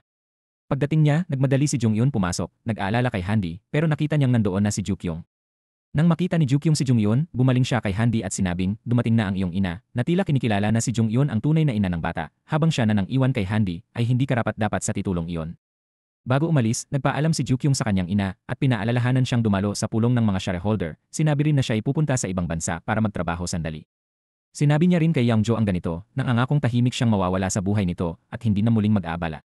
Ngunit ilang hakbang pa lang, bigla na lang bumagsak si Jukyung. Agad siyang dinala ng nurse na nakakita sa stretcher para sa agarang paggamot. Ang doktor na dating nag-ayos na makita siya ng personal ang nangasiwa sa pagsusuri at nagpagawa ng mga test para malaman kung anong sakit meron siya. Samantala, ang 7 taong video ay nailantad sa publiko na nagdulot ng malaking kaguluhan. Hindi lamang si Jong-Eun ang nasangkot sa iskandalo, nalaman din ng publiko na si Jukyung ay anak ni Mrs. Myungja na nag-iwan sa lahat ng nalilito at nag-aalala na ang pelikula ay malubhang maapektuhan. Subalit, walang sinuman ang nakaugnay kay Jukyung. Nang panahong iyon, lumabas din ang resulta ng kanyang pagsusuri na nagkumpirma na may hepatitis siya. Mahirap gumaling sa gamot lamang at ang pinakamainam na solusyon ay ang liver transplant. Sinabi ni Jukyung na balak niyang pumunta sa Amerika para magpagamot pero tumanggi ang doktor dahil sa kanyang mahinang kalagayan. Matapos ang maraming pakiusap, pinayagan din siya ng isang araw para ayusin ang kanyang mga gawain bago maospital. Pagbalik, agad na pinuntahan ni Jukyung si Direktor O. Kung dumating sana siya ng mas maaga kagabi, hindi sana nalantad ang video. Ibinigay niya ang mga talaan ng accounting, pero sa halip na ibigay sa direktor, ipinagkatiwala niya ito kay Kang Woo. Dahil anak siya ng direktor, lubos na pinagkatiwalaan siya nang hindi nalalaman na ibubunyag ni Kang Woo ang lahat sa pulong ng board. Samantala, nagsagawa ng press conference si Jong-Eun para sabihin ang katotohanan sa media. Gayunman, bago pa man siya makapagsalita, lumitaw si Mrs. Myungja na gustong panagutan ang responsibilidad sa halip na si Jong-Eun. Sa harap ng mga reporter, ipinahayag niya na hindi niya anak si Jong-Eun at hindi ito ang nagpalabas ng video para linisin ang pangalan. Kinumpirma niya na si Han Jo-kyung ang anak na iniwan niya 31 taon na ang nakalipas, na ikinagulat ng lahat. Sa huli, ang lahat ay nalutas ng mapayapa at si Mrs. Myungja ay naging bagong direktor ng Haiju Film Company. Matapos mailantad ang mga krimen ni Direktor O at siya ay matanggal, si Jo-kyung ay ipinasok sa ospital para gamutin. Gayunman, patuloy na lumala ang kanyang kalagayan. Nahirapan siyang kumain at palagi siyang nagsusuka. Sa isa sa kanyang pinakamahihinang sandali, pinanood ni Jo-kyung ang press conference ng kanyang ina at narinig ang paghingi ng tawad ni Mrs. Myungja na matagal na niyang gustong sabihin. Tunay siyang natuwa nang marinig niya ang mga salitang iyon. Ito ang pinakamalaking ginhawa na natanggap niya habang nakikipaglaban sa kanyang sakit. Ngunit sa katotohanan, hindi alam ng kanyang ina o ng sinuman na naospital si Jo-kyung. Isang araw, dinala ni Youngjo at Jong-Eun ang kanilang anak sa ospital para sa follow-up na check-up. Sa pagkakataon, nakasalubong ni Youngjo ang doktor ni Jo-kyung at nalaman na nandoon siya. Nang makita niya si Jo-kyung na mahina at pagod sa kama ng ospital, hindi na niya maipagkailan na may problema. Labis siyang nadurog at nanginig nang malaman na 2 linggo nang hindi nakakakain si Jo-kyung at patuloy na nagdurusa. Dahil si Jong-Eun ang tanging tunay na kaibigan ni Jo-kyung, naisip ni Youngjo na dapat niyang malaman ang kalagayan nito. Nang pumasok si Jong-Eun sa silid, hindi niya kayang tumingin sa nakakaawang tanawin sa harap niya. Ang babaeng nagdulot ng labis na kaguluhan ay ganito na ngayon at nadurog ang puso ni Jong-Eun. Ang tanging hiling niya ay gumaling si Jo-kyung, ngunit natatakot si Jo-kyung na maikli na lang ang kanyang panahon. Ang tanging hangad niya ay hindi na siya makita ng kanyang ina sa ganoong mahinang kalagayan. Ngunit hindi maitago ni Jong-Eun ang katotohanan kay Mrs. Myungja. Kasama si Youngjo, dinala niya si Jo-kyung sa bahay para maging malapit sa kanyang ina. Nang makita ni Mrs. Myungja ang kanyang anak, napaluha siya, umiiyak hanggang sa wala ng luha. Sa mga sumunod na araw, tuwing magmumulat si Jo-kyung, nakikita niya ang mga kaibigan at mahal sa buhay na bumibisita, kasama ang anak na pinakamamahal niya na umiiyak para sa kanya. Araw-araw, binibigyan siya ng pagkain inihanda ng kanyang ina at ni Jong-Eun. Naghanap sila ng masustansyang pagkain para tulungan si Jo-kyung na mabawi ang lakas at labanan ang sakit. Makalipas ang ilang panahon, nagsimulang bumuti ang kanyang kalagayan. Unti-unting gumaling ang kanyang atay na nagdulot ng labis na tuwa sa kanyang ina. Maging ang kanyang ampon na ina mula sa ibang bansa ay bumalik para bumisita. Matapos ang mahabang panahon, napaluha ang babae nang makita muli ang kanyang anak. Bagamat hindi niya ito isinilang, pinalaki niya ito ng may pagmamahal at pag-aalaga. Hindi makakalimutan ni Jo Kyung ang babaeng nagpalaki sa kanya. Ang kanyang pamilya sa ibang bansa ay nananabik din na makita siyang muli, kaya nagpasya siyang maglakbay kasama ang kanyang ampong ina.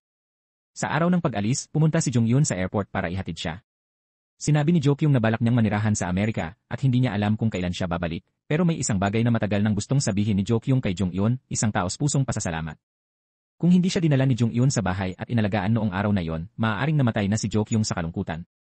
Sa araw ding iyon ang premiere ng pelikula kung saan gumanap si Jong Yun bilang pangunahing tauhan. Maraming tagahanga ang dumalo para magpakita ng suporta dahil sa pagmamahal sa kanya. Ang kanyang buong pamilya at malapit na kaibigan ay naroon din para makibahagi sa kanyang kaligayahan. Lahat ng pinaghirapan ni Jong Yun sa mga nakalipas na taon ay nakatanggap na ng gantimpala.